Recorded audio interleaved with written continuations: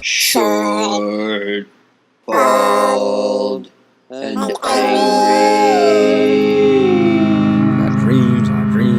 You sometimes find that your dreams get in the way of your dream. Get out of here! Dreams blocking dreams. Dreams preventing my dreams from dreaming. Get out of here, Baldy! He called down a curse on them in the name of the Lord. Then 2 she-bears came out of the woods and mauled 42 of the boys. I'm a shooter, goddammit. Cross me again, I'll put a bullet through your head! Not that kind of shooter. A peace-loving shooter. A cameraman. I might appear to be short, bald, and angry on the outside, but I assure you I am tall, happy, and handsome on the inside. I am a walking contradiction. Let's get this thing started. In 3, 2, 1. Welcome to episode 10 of the Short, Bald, and Angry podcast. I am your host, Ian Cinco, and today is a very special episode for me. My guests today are 2 dudes I met years ago when I began showing my music videos in the Brooklyn Music Video Festival. Dre Torres and Alex Valdes, who also go by Shottie and Tev, are 2 hip-hop artists. Shottie is a rapper, Tev is a producer. And we all had music videos playing in the Brooklyn Music Video Festival, which Tev is a co-founder of. And that's how we first met. We became friends and bonded over our shared love for comics and movies. And I distinctly remember hanging out at Tev's apartment a couple times when they first told me about their idea.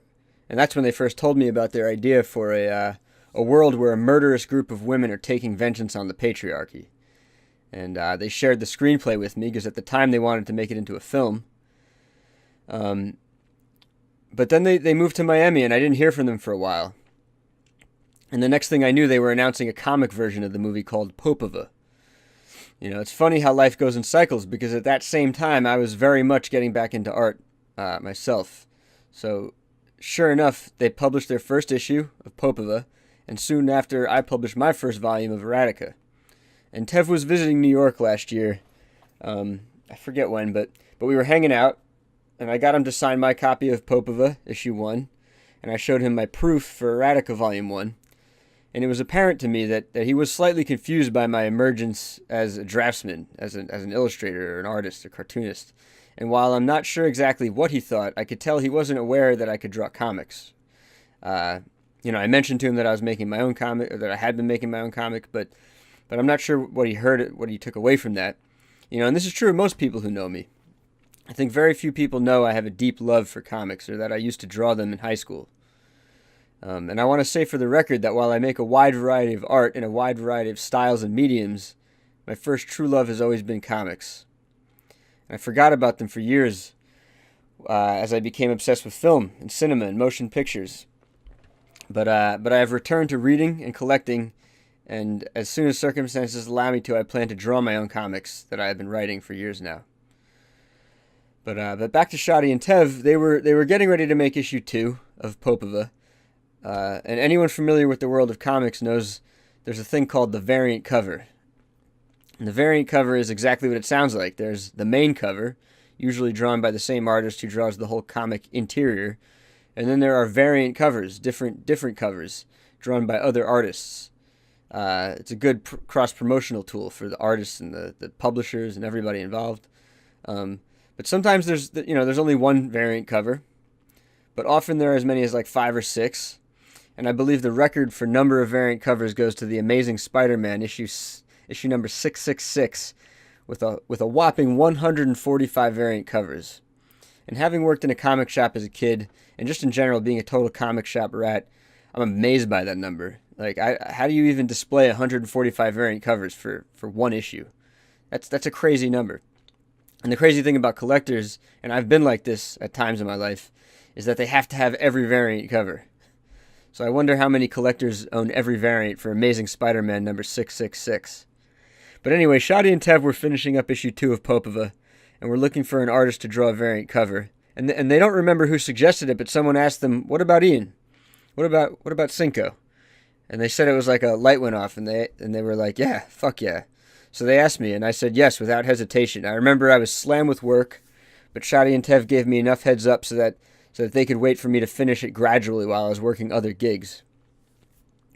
You know, and every once in a while I get asked by comic writers if I'll draw an entire issue for them. And I usually have to say no because there's not enough money in the budget, and I have my own comics I want to draw. But cover work, I can fucks with cover work. I can get down with drawing you a cover if you need it. So check out what I did for Shottie and Tev on this episode. You can watch the time-lapse of me penciling, inking, and digitally coloring the cover if you're checking it out on YouTube. And hit me up if you want me to make you a cover at ian.studiocinco@gmail.com. Links in the description. And I need to thank Shottie and Tev again, because doing this variant cover for them has been a supremely creative, satisfying project. It brought me back to my roots. It put me in touch with the part of myself I've been dreaming of pulling out again for years now. And it's motivated me to get working on my own comic. And it's undoubtedly going to go down as a pivotal moment in my life. And the timing could not have been better, not just for the production of the cover, but for its release, because they released it last week, the day before my birthday, and it was exactly what I needed. I'm going through a pretty rough time right now after a breakup and a move, but the release of POPOVA with my art on the cover has me floating up in the clouds a little bit, despite the sadness that's affecting my life right now. And of course, I know one cover is kind of no big deal, because comic book artists are the most disciplined artists around, and their bodies of work are massive. They crank out page after page, usually one on the daily. Like, some artists work slower, but on average, their comic artists are expected to crank out 1 page a day. And the legendary creator of Akira, Katsuhiro Otomo, is rumored to have been able to crank out 10 pages a day, which is totally mind-blowing. It's intimidating considering the quality of both the story he created and the level of detail in his work. So yeah, it feels silly to dwell on one stinking variant cover, but I can't help it. It's proof of a turning point in my life as I slowly return to my first true love, comics. So thank you, Dre and Alex. I know they feel grateful to me, but I might be more grateful to them. There's no way to know. And this is a long episode. You'll hear it. It ends, but then we continue talking for another, I want to say for another 20 minutes, because I love talking to these guys. We are technically each other's competition, but we get along great, and because we have so many shared interests, we can talk forever. So I don't want to talk too much longer, but I want to make one quick announcement this week. I am in pre-production to make Ohene Cornelius a new music video. This will mark our 4th music video collaboration, and the song it's dynamite. I believe it's not just the best song he's ever written. I believe it can hold its own with some of the greatest songs of all time. That might sound crazy to you, but I'm super proud of Ohene. People tend to put us creatives in boxes, and if we're not careful, we end up believing what other people tell us about ourselves, you know. And I remember when we were making the video for Full Potential, Ohene told me he didn't really think he was that great of a singer, but I told him I disagreed. I've always told him he has an amazing voice, and he's a songwriter to boot. So this song really showcases just how much of a songwriter he is, and goddamn, the man can sing. It makes me cry listening to it. It has a deep melancholy to it, but it's also one of the most uplifting songs I've ever heard. And it's called Lifeline, and there is a link to hear the song in the description. So please reach out to me or keep your ears and eyes out for updates. As of right now, we want everyone and anyone willing to act in it to make an appearance. And yeah, I know, I'm just really emotional right now. I'm going through a very turbulent time through this breakup and move. But I'm lucky to have so many supremely satisfying creative relationships to hold me up. And I do believe that this song will make you cry if you hear it. So give it a listen. Get involved. Get yourself in this video. I could keep rambling on about comics and Shottie and Tev, but I have a strong feeling that they will be on the show again in the future, and we can elaborate more on the bodies of work these two prolific artists have created over the years. But for now, please consider donating to my Patreon. Link for that and everything else discussed in this podcast is in the description of wherever you are receiving this. And now, without further ado, I present you the homies, Dre Torres and Alex Valdes, a.k.a. Shottie and Tev.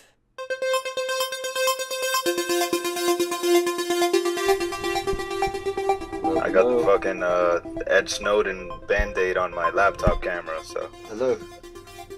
Yeah, me too. I took it off, though. In case you guys want to... you guys see me? Yeah, I can see you. Shottie's mic sounds good, man.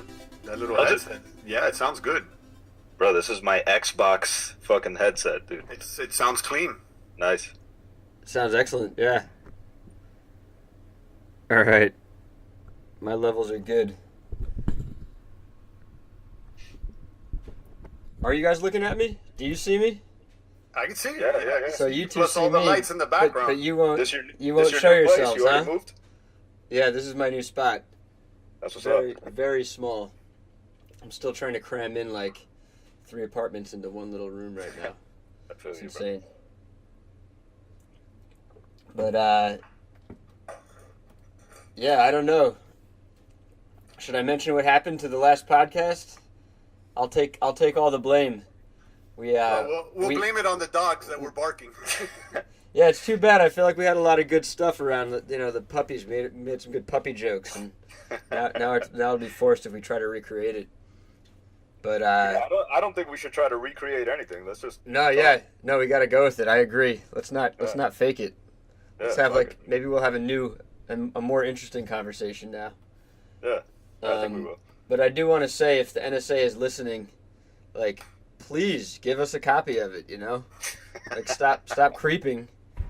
Give us a copy and then erase it. Like that's the only right thing to do. You guys, I feel like you have no right to be keeping that shit secret. Yeah, like we know it's out there. At least let us use it. Yeah, it's fucked up. Creepy NSA folks. What do you guys feel about the NSA? Or They're think? out there. Yeah. I guess. Yeah, they're out there. They are Shout out to there, Edward Snowden, though. right? Yeah, man. We need Snowden people let like us that. know. Yeah, I was having this debate with my uncle. Like, he's very anti-Snowden. So he's like, oh, he's a traitor. And to me, I mean, he did the public a service, to be honest, man. Absolutely. It is tricky because obviously he is a traitor. He absolutely is. You can't deny it, right? By definition, he is. Yeah. But that's what we need. That's what the world needs. The world needs people to stand up, put their necks out, their heads out, whatever it is, and take risks like that. Yeah. Yeah, you can be for the country and against the government. They're two different things, They're not the same thing. I totally agree. It's very complicated. I feel like everyone in my bubble, in my circles, agrees with that. But there's plenty of people who are super patriotic and would be super against anything that we say against America or the NSA or any government agency of any kind. Or That's kind of corporations, what's for that happening matter. with Kaepernick in a way, right? What's going on with him? Well, I'm just saying, like the meaning behind what's going on. It's kind of like nationalism equals racism in a way, In a weird way, yeah. Yeah, it does. I agree.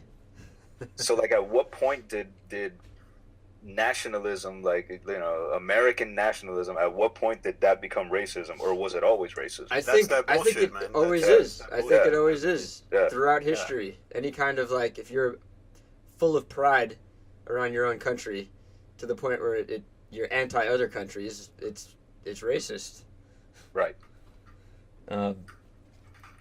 Yeah, It's slippery, man. It's super slippery. I'm trying to become friends with everybody. I want to be a nice guy, even though I'm like, this is the Short, Bald, and Angry podcast. I don't want to start fights with people, but god damn it, patriotism and nationalism, those are two really tricky words, and you can really offend people quickly if you start talking about this shit. Definitely, yeah. So, I don't know, maybe we can get back into it again later, but let's get back into POPOVA, because we had this beautiful conversation that was lost. We definitely need to cover some of the ground again, even though we want to keep it fresh. But basically, I met you 2 years ago. We were all both making music videos. Shottie is rapping, Tev is producing, and we were all making music videos. And we met at the Brooklyn Music Video Festival, which Tev is a co-founder of. And then, like, years went by. We became friends and everything. But you two moved back to Miami, or you moved to Miami, and started making this comic book called POPOVA. And I think I should prompt you again to explain what it's about. Can you guys tell us real quick what POPOVA is and what the storyline is and who the characters are a little bit? So I think we describe it as a revenge fantasy for women fighting back against the patriarchy. Now, I think the story's a lot more layered than that, but that's kind of the most compressed way that I could say it. Yeah. And something that a lot of people might find interesting is that name Popova or Popova, how we like to say it, is actually it's a take on a true story that occurred in the late 1800s. A lady by the name of Maria Popova. Alexei. Alexei, exactly. Maria Popova was actually a writer. Yeah. Right. Not a prolific writer. Yeah. Yeah. Excuse me. That's right. Alexei Popova. She was arrested in Russia for killing over 200 to 300 men. Was it, Dre? 300 men. Yeah, 300 men. And when they asked her why she did it, she said that she did it to liberate women from abusive relationships. So in a way, these characters in our story are influenced by Popova herself. Yeah. Exactly. Yeah, So- they're like the modern day version of Madame Alexei Popova. Did you tell me that women, like battered women, would come to her? They would. It was like you could literally have your abusive husband killed by her. That's the way it worked.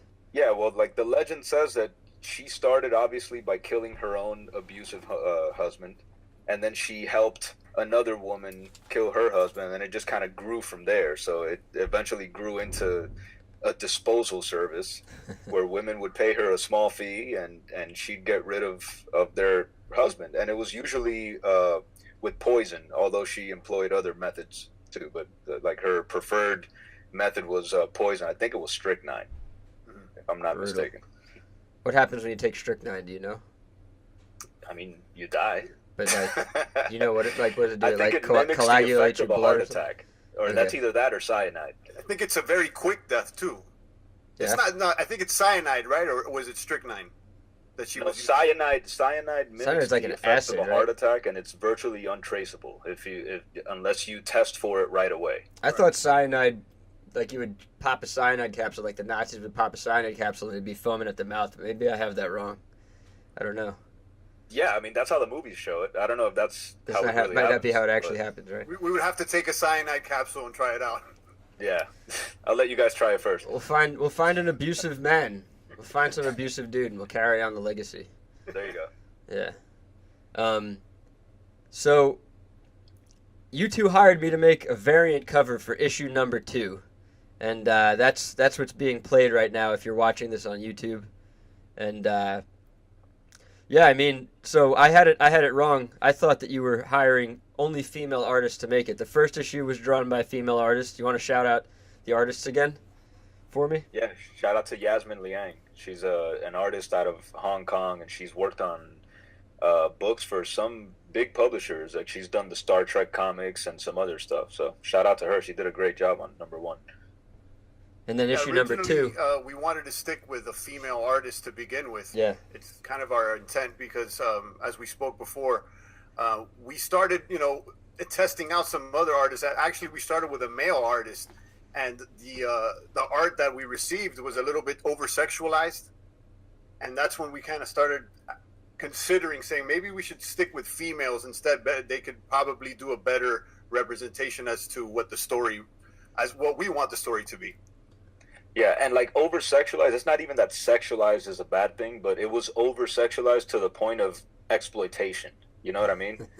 Like it was huge breasts and also the women are wearing heels and they're kicking ass wearing heels. It just seemed off for what the story's about. So we kind of decided right there that we need a female's perspective on the art and just the whole visual design of it. And Yeah. it was Yasmin that helped us. Actually drew out the characters first. So now after the fact, we do include males as artists, but I think it took a female's touch to design these characters. I would say, Right. Now everybody knows how it looks like, and they could do a spin on it. But she kind of laid down the stamp as to how the look is. Yeah, she created the template. Yeah, Right, she really right. did. And then issue number 2, you went with a guy after all. I thought it was a lady artist, but was it Ari? Do I have it right again?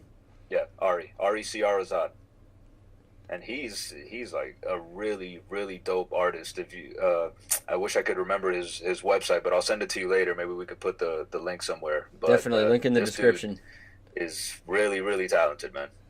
Where's He's actually out of Indonesia, right? and Yasmin's out of Hong Kong, and so we've been working with artists internationally, which is something that's unique, I guess, or maybe. Did you know them before you started it, or did you like reach out to them? No, and, we like... reached out to him because we actually read his comic. It's When No Angel on Black Mask. They're a publisher that we read their comics, and we liked his style.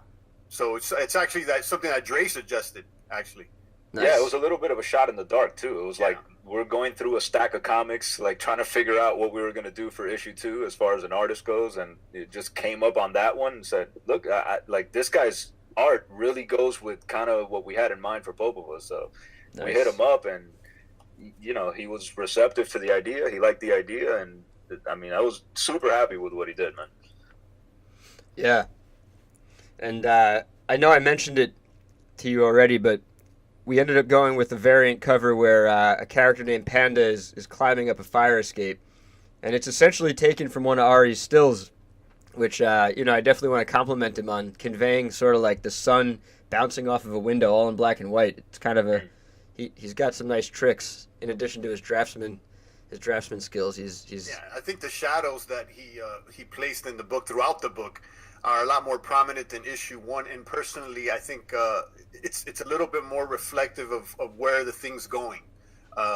So I like it. I would say the darker look is preferable. Mm-hmm. It's also like, if you notice, issue 1 is told from one character's perspective, and issue 2 is told from a different character's perspective. So I think even the change in artwork lends itself to the story and the different perspectives that you're seeing with these 2 different issues. And on top of that, I think it shows that the story is able to be drawn by different artists and still hold its weight. Yeah. There was a comic, I meant to look it up before I called you, but I can't remember the name of the comic or the artist or the writer, but that they do that. Every issue is different, and it's an assassin story as well. I should let you guys know what it is. And it works. It's cool. Is that the way it's going to be? Is it going to be every issue is from a different character's point of view? Or is that just kind of like whatever? That would be cool and everything, but I think this story was always written that way. It always broke off into like a Scarlet chapter and a Sadie chapter, and it was like this particular story had to be told from the 2 points of views, because that's just like the storytelling device that we thought would work best for this particular story. But yeah, I can't really say that the other ones are going to be in that same style. So you're open to just changing it issue by issue, figuring out what each issue needs to do. I think we're open, but at the same time, we're also open to keeping Ari as well, because I think he hit it on the nose. So either or, really, it's either or. I mean, I would be open to both. Yeah. Cool. Yeah, it's like, I think before we figure out what the art style is going to be, we have to figure out what's the next arc of the story that we want to tell, because we kind of break it down into like arcs, So these 2 issues, they kind of complete one arc, but there's still some loose threads that need to be explored or whatever, but that, those are going to be explored in the next arc. So we have to figure out just what the overall story is going to be, who's the protagonist. The cool thing is that there's so many characters in this world that it can be any of them. So we're not necessarily married to Sadie or Scarlet. Like, we have all these other characters like the Madam and like Panda that don't get that much quote-unquote screen time in this first arc or whatever, but that they can be explored later. So that's like one of the exciting things is, even for me as a writer, is getting to know those characters a little better. We were talking about Panda and how she's the most mysterious character, and we were definitely all agreeing mystery is good, so be careful with that Panda when you explore her story, man. Absolutely. Don't reveal too much. Keep it secret. Yeah, the tricky thing about Panda, too, is that she speaks Spanish only. That's true, yeah. Yeah, so, even for this issue, it had to be written in a certain way where what she's like. If you don't speak Spanish, what she's saying based on the context of how the other characters are responding to her. You know what I mean? Yeah. So you can kind of figure out what she's saying based on how the other characters are responding. So that's kind of a tricky way to write. So, a whole issue or a whole story arc for Panda would be kind of tricky. But it's it would be kind of a cool challenge too. It would be That would be challenging. awesome. Yeah. So are you all promising right now to do a Panda story? That's going to happen? Is that a promise? It's gonna happen at some point. Yeah, I think what we're promising now is also this first and second issue, and it to be compiled in a graphic novel as a complete story arc. Right. And then after that, we're definitely open to continue. I want to talk about the movie aspect of it, but real quick, I want to say, the way comics go, it could be a spin-off title. Panda could totally have her own title. She's just so badass looking. I think she's going to capture a lot of people's imaginations over the years.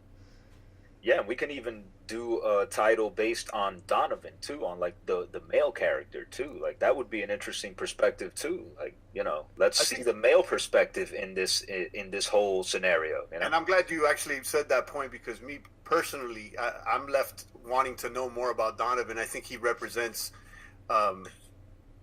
He's sort of a metaphor for a lot of men today that they've been loyal to institutions, and then somehow those same institutions have kind of turned on them.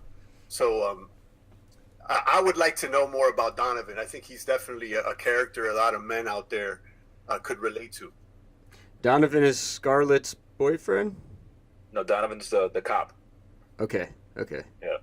My bad. Donovan, in the first issue, we learned that he has to give in his badge because he's been accused of domestic violence. Mm.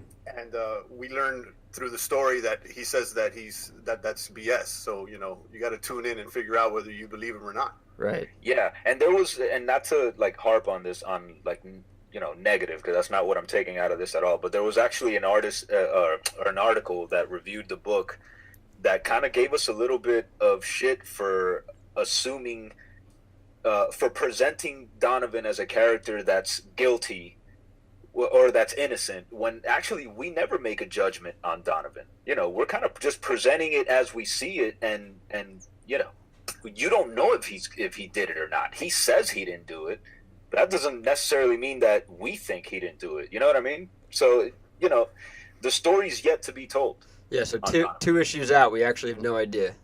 It's ambiguous. It's ambiguous, yeah, but it's that way by design, though. Yeah. Like we know, Tev and I have had this conversation. We kind of know where that story's going or whatever, but we haven't revealed it to the audience. So to say that we're presuming that Donovan, because he's a man, is innocent, that's false. That's just not true. Yeah. Come on, read closer. Yeah, try a little harder. And admit, or at least acknowledge if you're reading between the lines and making things up, that's what you're doing. If it's not there yet, it's not there yet. With preconceived notions too, Who?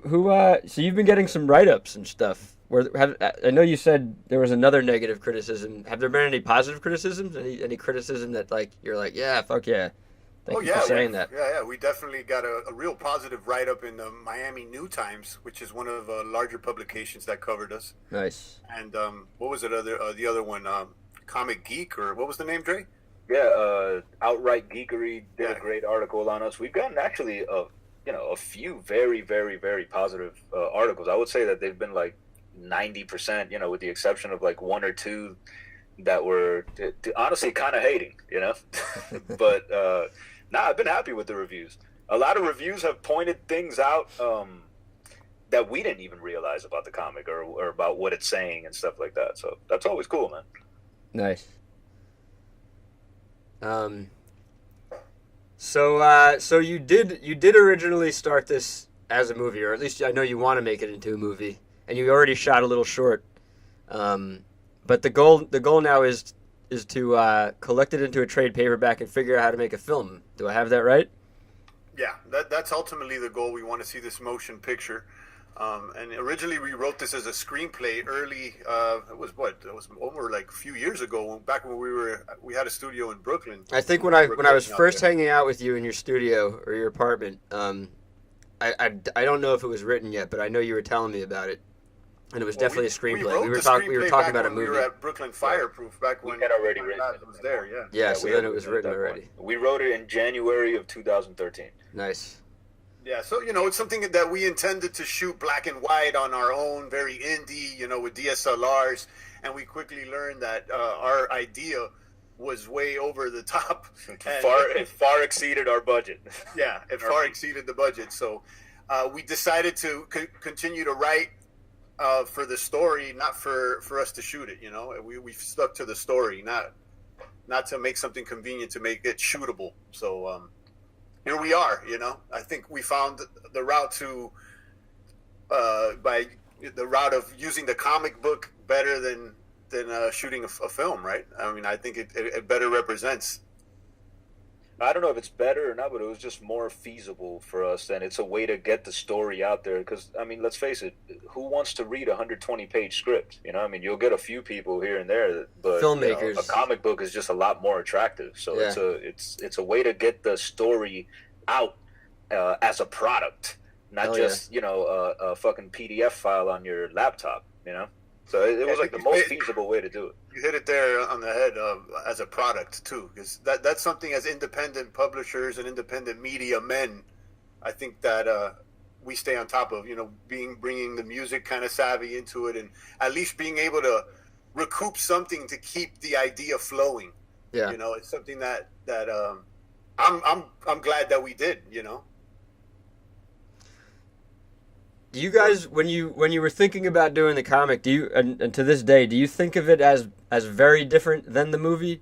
Do you think like now we're making the comic, and it has its own things that come with it, its own powers, its own medium, or do you really want to keep them very similar? Do you think of the comic as like just a storyboard, like a cinematic storyboard version of the movie? I mean, I think the comic book is written cinematically, but if you're talking about the original screenplay as compared to the comic book, it's completely different. Mm-hmm. Absolutely. Completely different. Because remember, the screenplay, we were writing it for us to shoot on, so there was a lot of shorthand in there. There was a lot of stuff, like, for example, angles and... Yeah, and not only that, like, for example, the madam in the screenplay didn't have a real name. Like we never mentioned her real name. She was just this like figure, the madam. But more mysterious. When it's time to turn this thing into a book, we had to like dig deep into all those little details that we didn't cover in the screenplay. So writing the book in a way actually, I think, improved the story overall. So if this were to go back into a screenplay, the screenplay would be a lot stronger than the original. Absolutely. Because we had to dive into the characters, really learn more, and now we can see them. Now they're almost literally tangible. Exactly. But that being said, there are several scenes in the comic book that are lifted almost exactly from the screenplay. But I would say that like the context surrounding them is different. But like the diner scene at the beginning of the first issue, the whole barn situation, it was in a warehouse in the screenplay. We changed it to a barn for the comic book, but I mean the way the situation plays out is pretty much the same. So there was a couple scenes there that were like lifted almost directly from the screenplay. Cool.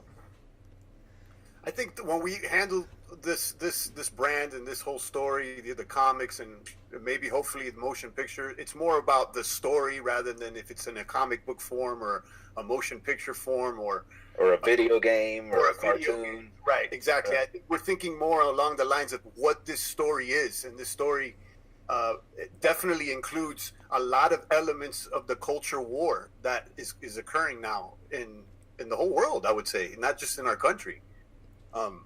So in a way, Yeah, we were talking about this. The whole recent like mass awareness of the patriarchy and Me Too movement and everything. It definitely it's all very fresh and new. It seems new now that like everybody seems aware of it. But when you guys were writing this, you were definitely sort of ahead of the curve in a way. Yeah, it's something that we felt that was brewing, within the culture. This clash between ideals and this social justice movement, and how it could go overboard as well. So we wanted to explore how things would be if we would reverse roles. Yeah, it's kind of like there's a fine line between a noble idea and a radical ideology. Yeah, and like these characters are kind of walking that line. I would say, after the first two issues, having read the first two issues, they've crossed the line already. The Madame, Yeah, the Madame and her crew. They're bad women. Yeah, they're bad. I'm not. They're not nice. Donovan, the character Donovan, actually says the line at one point in the script. He says, "Noble intent doesn't justify murder." I like it. You guys are you're definitely baking in a lot of stuff into the story. It's got a lot of layers to it. What was funny is and we mentioned this a little last time, but I think it's worth mentioning that when we were doing the Comic Cons just last year, 2017, right? We were doing a couple Comic Cons or whatever, and selling the book, and so we have to give our pitch whenever somebody comes to the table. We kind of have a pitch, you know what I mean? You're trying to sell a comic book here, so you got to explain what it's about. And I remember we basically took the word patriarchy out of the pitch because people didn't know what we were talking about. Right. Now I would guess that 9 out of 10 people know what the patriarchy is. Yeah, that's become a meme. We were talking about memes too, man. It's like memes have made it. It leads one to question whether the patriarchy is something that's even real. Wait, what did you say? Question whether it's real? Right. I mean, if that's actually a philosophical question that maybe someone could marinate on. If it's a meme, is it actually real, or is it just a simulation, a simulacra? And whether it is or not, we shouldn't be afraid to ask, which is, I think, what's happening now in the culture is too many people are afraid to ask these questions. And to there's no reason why this shouldn't be a talking point. Because of Me Too, you think? I wouldn't say just because of Me Too. I just think because of the politically correct kind of mentality that we've found ourselves in all of a sudden. There's certain things that just can't even be questioned anymore, and I think that's one of them. It's crazy if you say to someone that the patriarchy doesn't exist, not even if you say to someone, if you ask someone or even pose a little doubt whether or not it exists, automatically, you know what I mean? You're called all kind of names, and you're this, you're sexist, you're this and that, and I don't think it should be that way. I think all things should be open to discussion. Yeah, discussion doesn't necessarily... Everything you say in a discussion doesn't necessarily indicate your true belief or knowledge, for that matter. Right. I think we're all... we all should be able to ask questions, Just because you ask a question. I'm asking the question. I mean, is the patriarchy real? I mean, that's a question that I think that everybody should ask themselves. Yeah. I think it's ironic that we end up with this total asshole president who says whatever he wants, and then suddenly this air of political... And, he got elected on an air of political incorrectness, on a platform of political incorrectness, and then it creates, we all, a lot of people hate him, but there's obviously people who are into him, and yet here we find ourselves censoring ourselves in a weird way. It's weird the way everything goes in cycles like that. Not us. I mean, yeah, not us, the not us. Crew out here, not Team POPOVA. But there's certainly a lot of people out there who I think are feeling censored or afraid to even speak up. That's a dangerous place to be. Effect, though. Yeah. I mean, I don't think those two things are unrelated. The fact that Trump is so far to one side, I think it's the natural. Every action has an equal and opposite reaction. The same thing. Yeah. You're gonna see the other radical side crop up as a result of that. Yeah. If nothing else, it'll be more radical art. I'm not mad at that. Yeah. So, where are we at right now with the printing? Am I going to get a copy soon? Something I should have mentioned at the beginning or even off the podcast, but it doesn't matter. We could keep this recording. Yeah. I just got a PDF from our printer with the variant and showing everything, so we just got to okay it so that they could ship it. Nice. So don't forget. I would say within 7 to 10 business days, right? My birthday is the 20th, so just keep that in mind. That's tight. That's a tight one. That's a tight one, but we're definitely, well, they're going to send it over to us first, and then I'll send you a little package out there, Ian. Nice. Obviously, make sure it's all good. First of all, hold on. Let's give a shout out to the Short, Bald, and Angry podcast out here. Ian Cinco killed the fucking variant for POPOVA with Panda, and we're really appreciative, man. The fucking shadows that you threw on the cover there are badass, man. Yeah, it's a funny thing I did because it's definitely a noir story that you're creating, and it's black and white. But I went in on some lighter colors, and we chose a sunset, so it's like not the darkest cover in the world, even though, it's dark subject matter. I feel like it's kind of like a beautiful, bright colored cover, But you guys tell me you like it. I like it. I feel like it does what it needs to do. I feel like what I said last time was, who wouldn't want to open a comic where a chick with a gun and wearing army fatigues is climbing up a fire escape? Like, who wouldn't want to open that? It's like, what the hell's going on here? Yeah, man. It's interesting. And the way the cover wraps around to the back it's dope, man. Yeah, it's really dope. So shout out to you, man. I'm really happy the way it came out. Yeah, and I'm going to thank you too again, because comics are something that I grew up with. It's like definitely what I've been dreaming of doing forever, and it's what I'm getting back in touch with right now. Been working on my own, so you guys hiring me to do this is really like a big validation and like a positive push to get me to keep going and do more. So I'm like super grateful that you guys let me do it. It's definitely an honor. Super honored to be doing that for you. Yeah, we're honored too, man. Straight up. Like, when the idea came up of having you do it, it's like we both kind of looked at each other. We just knew immediately that was the right choice, It's funny. We were it's going like at first for like more traditional, when you're like doing the comic or whatever, like you kind of get stuck in this bubble. So we're only thinking kind of like linearly, at first. So we're like, oh, let's look through these comics and see if we can holler at somebody. And then, I forgot who it was that just opened the floodgates, and it was like, yo, what about Ian? And it was like immediately like, yes, that's the fucking one. Yeah, I mean, you're working on a comic now too? I am. Yeah. I mean, I've been working on one forever since I was a very little kid. But the one I'm working on right now is kind of a newer sci-fi thing that I came up with. I was high on a dock one night with my friends, and I came up with this funny idea to have a driverless car that lobotomizes people. So I need to crank that out and just kind of do it and then see where I'm at. Like, do I want to continue the storyline, or do I want to go back to the one I've been working on forever? It's like a demon, sometimes you get an idea, it's like a demon inside you. You got to get it out. So you're in the writing phase? It's written. It's been I wrote it a long time ago. I need to just sit down and do it. Circumstances have been pretty difficult in my life. I'm not sure, you know how I just had to move, but even before this move, I'm kind of just getting back into the art, like me sitting down and drawing type of art making, and like treating that like a serious business. Like, as we met under, we were all video makers and stuff, and that's all I was doing for years. But I'm just kind of, I feel like it's really only 2 years that I'm solidly making a living from art now, as opposed to just video. So now I'm split between video and art right now. It's a little stressful. So I feel like go ahead.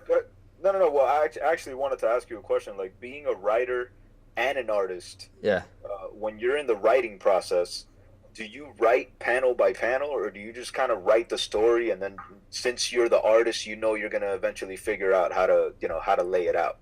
I'm pretty open to trying all kinds of different approaches, but I studied the shit out of screenwriting, and I take the same approach to when I'm writing a comic. Like, I would say I write panel by panel. I write the dialogue. I write the shit out of it, and I rewrite it like 5, 10, 20 times, whatever it is.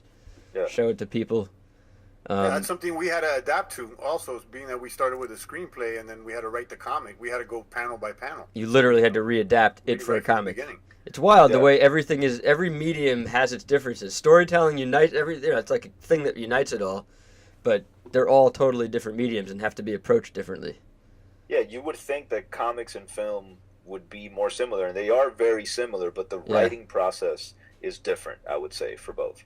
There's definitely differences. It's weird. It's the comic scripts and movie scripts are pretty close, and even a play, like if you're a playwright, that's also kind of close. They're all kind of in the same realm, but yeah, it's wild. For whatever reason, they're wildly different at the same time. I don't know if it's because like people have forced that on the format necessarily, or if it's just inherent to the fact that they're different mediums. I can't really tell. But people, as you know, people want to see a screenplay formatted a very specific way.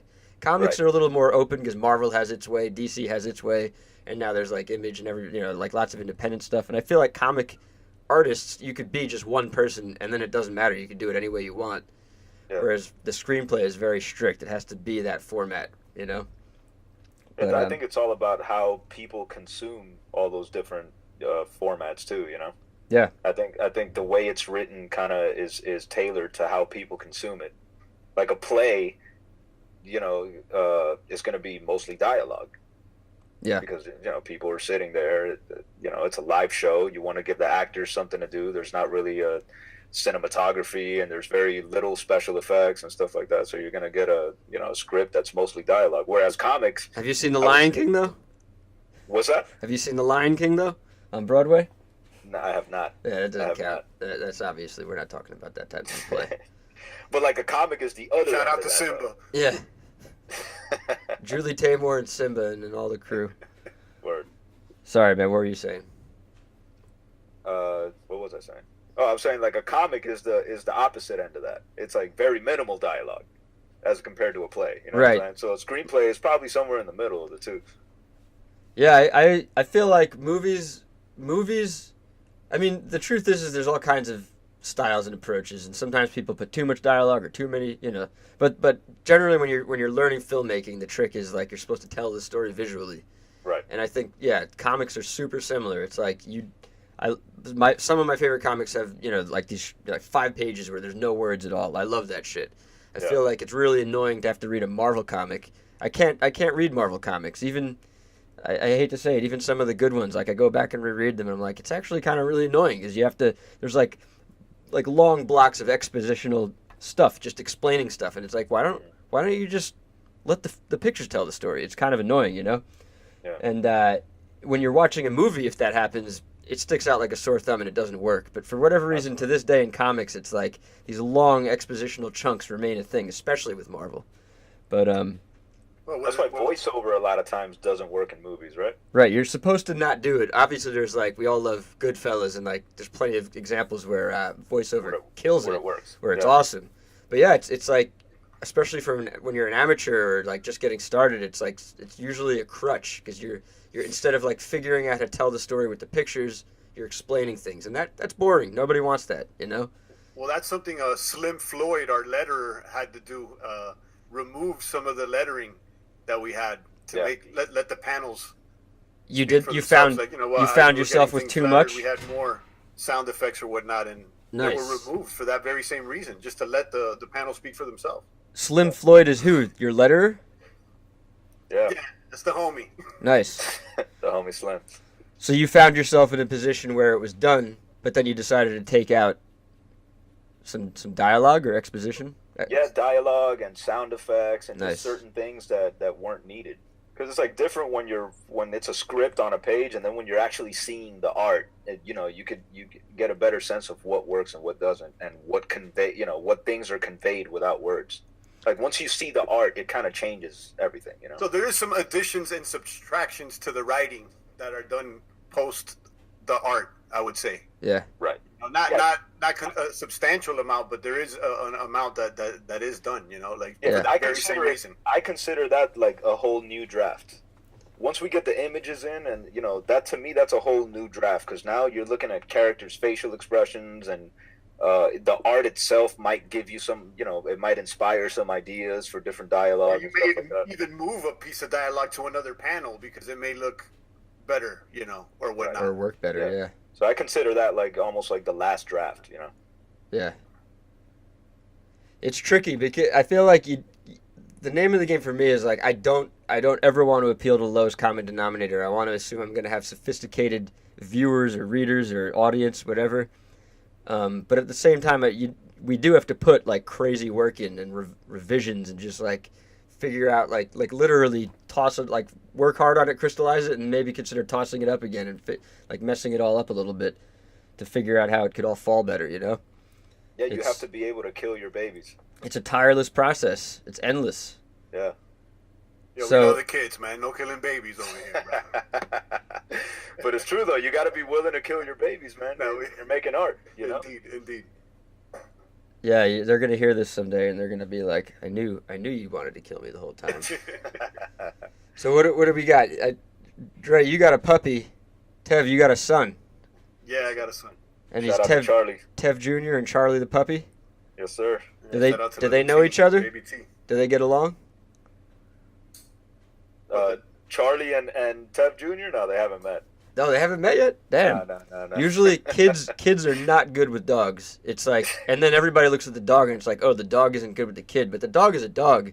Kids are just horrible with dogs. They're grabbing, they're poking, and then they get scared. And then, when it comes to dogs, have fear, they just feed off of the fear.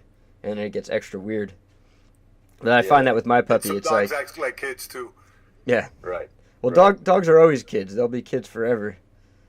But, yeah, it's tricky. You don't want to be the one with the asshole what's up dog. with your little homie? She's over at my old place. I got to get my new place together before I bring her over here. It's not a puppy-friendly apartment yet. Okay. Yeah. But she's going to come live with me soon. Our puppies definitely made an appearance in the last podcast that we didn't say. I'm a little bummed, man. I have at my end. I have my voice and my puppy barking. I have your voice too, actually. So yeah, I'm covered. We got me covered. 50% of it. Damn, man. I really am curious to know. Like, we're joking about the NSA, but like, do they actually have it? Like, do they have the capability to get that? They probably do, right? What Snowden said is that there's on the ins and outs of the major ports through on the internet connections. I guess there's hubs. Like there probably is one somewhere in southern part of the United States. Yeah. Everything is recorded apparently in mass now. Yeah. How much they sift through it? That's a whole nother question. It depends on what keywords is being duplicated, and Maybe we should just throw out every offensive and scan word you're not supposed to say. Like all the stuff that gets a red flag, and then maybe we'll get their attention. Maybe we'll get a copy of it. I don't know. Well, they do have like keyword search capabilities too. That's one of the things that Snowden was talking about. Totally. Yeah, like this interview probably just got flagged. So I mean, we might as well just say everything now at this point. Terrorism, bombs. You can forget about monetizing this one, man. Right. Yeah, I'm not in it for the money, guys. I didn't start this podcast to get rich. But we should spread it around more. We should share it with more people. I want to get more viewers or listeners at least. I agree. I've been enjoying it, man. I haven't seen you get angry yet, though. Right? So it's a misnomer, man. It's a misnomer. I'll get angry. I'll work up to it. I'm working on my comedies. But, I'll write. I'll rant soon enough. If you want to get me angry, you gotta poke me. You gotta get me talking about shit that pisses me off. But let's go there. Is anything pissing you guys off these days? Is there anything? Oh, I thought of one. People that fucking use the squat rack to do bicep curls. What the fuck is that, bro? Like, it's a fucking squat rack, my dude. What are you doing, bro? Yeah, that gym only has one squat rack if we're thinking of the same gym. Yeah. So it's like, you could do bicep curls anywhere else. Why are you doing it on the squat rack? So yeah, that's mine. You hit the gym a lot? I try to, man. Yeah? Yeah, I've been going more regularly. The gym's something people should be doing out there. A lot of people are getting fat and soft out there. That's real. And that's real. And and going back to the culture thing, you can't even call people fat nowadays. And the truth is, some people are, and they should get healthier out there. And I know maybe that makes somebody angry out there, but go to the gym and get healthy. I think trying to accept being fat is I'm not with that. I'm definitely not with that. That's not me. That's so right. It's health over that, man. I think everybody can make their own choices, but I definitely I've been exercising. I don't know if I'll ever go to a gym ever again or anytime soon, but and definitely that's not running. To throw shade at people that are overweight out there, because people have everybody has their hurdles to battle with. So I encourage you, if you are overweight, just face it and do what take responsibility and get into the gym out there. It's something that I find very important, man. And I know Dre does too. I see you out in the gym, Dre. Yeah, I be seeing the God out there, you know what I mean? And how about you, Ian? I saw you posting the keto diet or whatnot. You're the keto maniac now or what? Oh, I'm done with that. That's a horrible diet. I think it's super unhealthy. Like a week into it, I thought I was gonna puke because of all the fat I was consuming, and then like And then towards the end, I did it for a month and a half, and it definitely helped me. Like, I made a huge physical change pretty quickly. But now the trick is, like, can I just be healthy instead of having a stupid diet? Can I just, like, kind of have a healthy lifestyle? Yeah, yeah. And it seems like for me, it's always extremes. It's like either I'm extremely healthy or I'm extremely unhealthy. I don't know. Like, I'm pretty much every night this week, I'm going to the Brooklyn Wildlife Festival, and it's like a very unhealthy lifestyle. It's enjoyable because it's 10 days. I'll enjoy myself for 10 days, but then I'm gonna have to go through some kind of crazy withdrawal where no more drinking, smoking, just chill for a week because it's fucking insane. You may want to do that fasting out there. Yeah, I'm all about the intermittent fasting. I like when I'm actually doing work, like for example when I'm working, doing the cover for you guys. It's like to get anything done, it's like 4 hours isn't really enough for me. I need like 6 hour stretches at least. So like I won't eat for 6 hours. I'll just plop down and do like 6 hours of work. And I find like if like 2 hours, like I just can't do it. Certain work lends itself to like 45 minutes of like sprint and then break. But like art for me, it's like, no, the longer I can just stay in it, the better. I wish I didn't have to eat sometimes or sleep for that matter. It's a long meditation. Yeah. Balance is a tricky thing. That's like always a key word that comes up in my conversations. I feel like balance is a sort of impossible thing. And anytime you're like improving one thing, something else is falling out of whack. So whenever I'm making like good art or, working on a comic cover for you guys, it's like some other thing is failing or falling, unfortunately. And that goes back to what I was telling you before. I like doing one thing at a time for that reason. God, yeah. Working on the art or any type of project. I think multitasking could probably be overrated. I think it's official. I think it's known now. Like, just like the patriarchy is a popular, like, known word now, I think it's kind of known that, like, multitasking isn't good anymore. There was, like, I remember when we were kids in the 90s, there was all kinds of, like, I feel like people were trying to multitask. But now I think it's pretty commonly known. Like, multitasking is absolutely not productive. Like, nobody, not even a genius, can do three, high-level things at the same time. And driving and texting, very dangerous. Don't do it. I don't support that shit. Driving and texting. Well, that you asked what bothers you people driving and texting out there.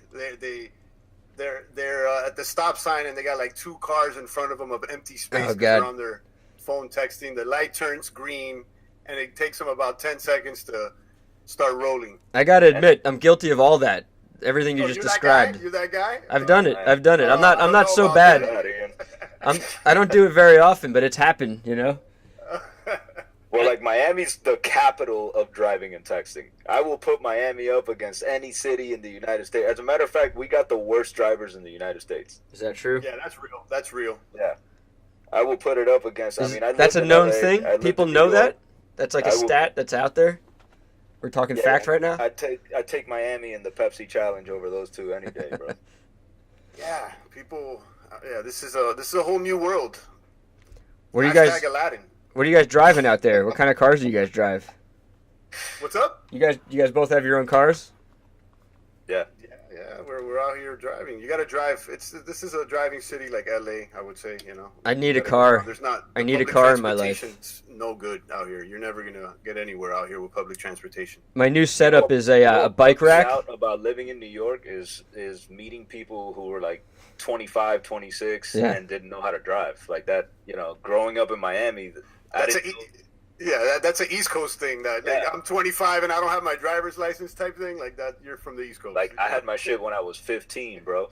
I was ready to get in the car. You know what I'm saying? So that shit bugs me out, man. Yeah. I have this new setup now because I don't have access to a car, and I got to take my art around everywhere where I'm selling it. So I have a bike rack, and like I put a big crate on the back of it, and it's super back heavy. And I'm about to get a thing that attaches in the front so I can put my puppy in the front too.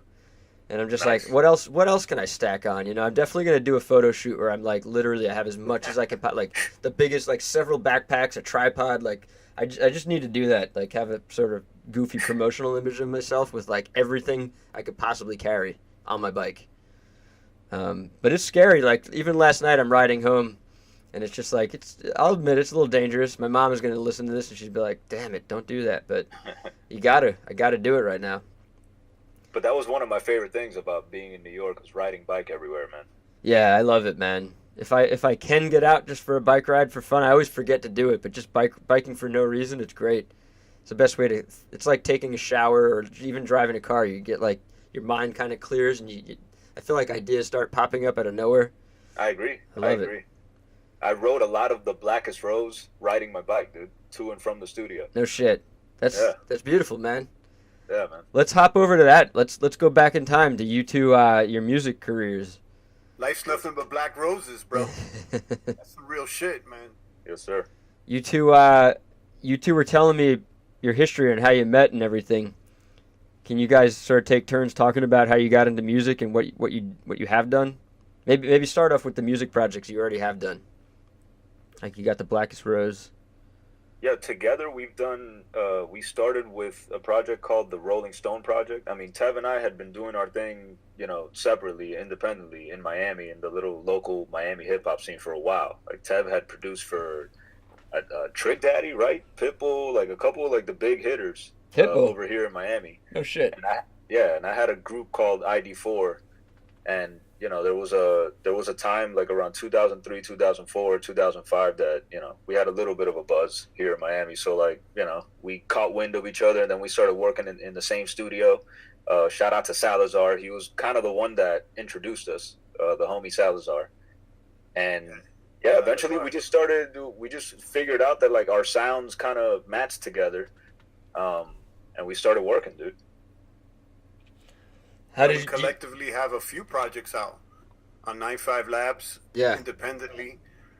We've done mixtapes, video albums, solo albums for Shottie, DeLorean, Blackest Rose, and they're out there. When I first met you, you were showing music videos that are in a similar vein to the comic. They have these strong female protagonists who are.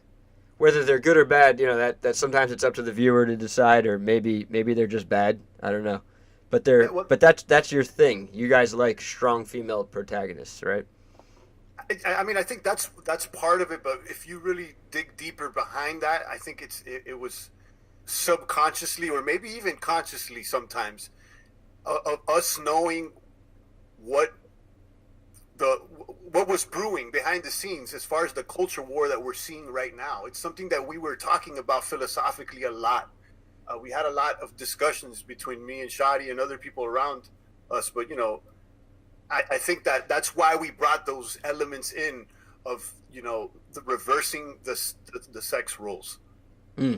Yeah, not so much reversing the sex roles, because I know we've used that hook sometimes. That trope, yeah. But I don't know if that's it so much. I think it's more about making women the aggressor, because we weren't necessarily turning the men into like feminine roles either. You know what I mean? But it was more about making women the primary aggressor, and that's kind of like the same thread that you can follow through all the music videos that we did. Even though all the scenarios were different, that was like the common thread. Because it's a common thread that's not only in our story nowadays, it's in Hollywood as well. You could see it in several movies where the female has become the lead protagonist. Yeah. So it's more of I would say a social commentary, a question, as to how far things can go and if they could go there or not, and what we really truly believe in, and if these things truly exist or not, or what. I think going back to what we said before, it's a discussion that society should be having. Yeah, like, and it kind of, our comic takes the same cues. So it's like, is there a patriarchy? Okay, let's say there is. How did we get there? And so we figure it's got to be because of men's willingness to employ violence, at least the threat of violence. So, like, if you watch all these music videos, that's exactly what these women are doing. They're getting the jump on the men. They're like, no, we're going to be the ones employing violence. So that's like the main component. I think that's the switch that I think drives all these stories. But what's ironic about it, though, is that the trait that is being held up to as the ideal here is a trait that's usually a male trait. Right. So, that's something that one should actually think of, Right. Yeah. So it's like fighting fire with fire. I'm staring at my screen right now, which is the POPOVA logo. It's the one of my favorite things of the whole thing. It's the female bathroom sign, the women's room bathroom sign with a knife. It's absolutely genius. It's such a solid, strong, like iconic image. I think that alone is gonna take it far. It'd be cool to put like on shirts. Like, You haven't done that the yet? Lacoste logo. And Oh, shit. definitely, man. Or you mean like even small, like just like the tiny little thing? Like stitched, Like like your Lacoste, brand. You know? Oh, fuck yeah. I mean, obviously you need like regular shirts too, but do Yeah, it. definitely. Yo, make some money, guys. We'll have stickers and buttons, new stickers and new buttons. We had that in our last bundle that we have. You guys check out POPOVA World, which is our website. Are there any, I'm sure we'll plug that at the end, but why not? Shout out to Tab, always selling. Yeah, Yeah, man. we gotta sell. That's man. what we're doing here. Back to that. Let's talk about monetizing on the interwebs, guys. We're indie artists. Guys We gotta. out there, some of the artists, man, guys, you're scared, and let me tell you, it's like it's an art to make money as well. So I mean, it's kind of like you're. Some people are just not facing the fact that making money is an art too. Right. Just That's like the damn just truth, like man. you You're guys are worshiping a saying. false god. Yeah, it's true. Like you're just looking the other way. Some of these people are like, "Oh, I'm not in it for the money." Well, I mean, sometimes maybe you should be. How about that? Yeah, no, I'm totally in agreement. Even though I'm not in it for the money with this podcast, I'm 100% in the money with everything But else I do. if you've been in the game for a while and you want to like at least keep eating and doing the things you really like, there's certain times that you got to go in for the kill and draw blood. Like that's what it is. I mean, even from the very beginning, that's what the whole hunting mindset is. Sometimes you gotta sacrifice and do what you gotta do that maybe you don't like. That's why we pray before the meal, folks. You know what I'm saying? Forgive me, I know it sounds Lord. a little over the top. I but, I don't pray before the meal. Forgive me, Lord, and all my religious relatives. But Well, But it's- I think guess it's that's like- where it comes from. it's like just like you guys are saying, your female protagonists are taking on male traits and becoming the aggressor. That's sort of what art. I agree with you 100%. Artists need to take on the aggressive business attitude that corporations have, because otherwise you're dead in the water. You're just either a hobbyist or you're gonna flounder out and burn out. Right. You got to figure out how to make the money. And Otherwise, your art might depend on it. yeah, You might not be able to continue making your art if you don't start taking that shit seriously. yeah. Right. And I'm not here to preach too hard, because I'm still like figuring it all out and everything. But I'm 100% like, whenever I'm talking to artists, like, yeah, you got to get into the business aspect of it. 100%. You got to sell the shit out of your stuff. Use social media. Use it all.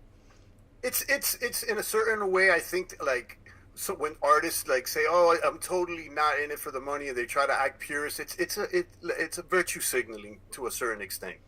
It's a virtue signal to a certain extent. Yeah. And I'm not to knock, I guess I am kind of knocking it, but I've been there too. So Me it's too. not like, it's not like I haven't been there. Yeah. But you got to mature, and as you mature, you got to understand how you balance the two, and that business is an art.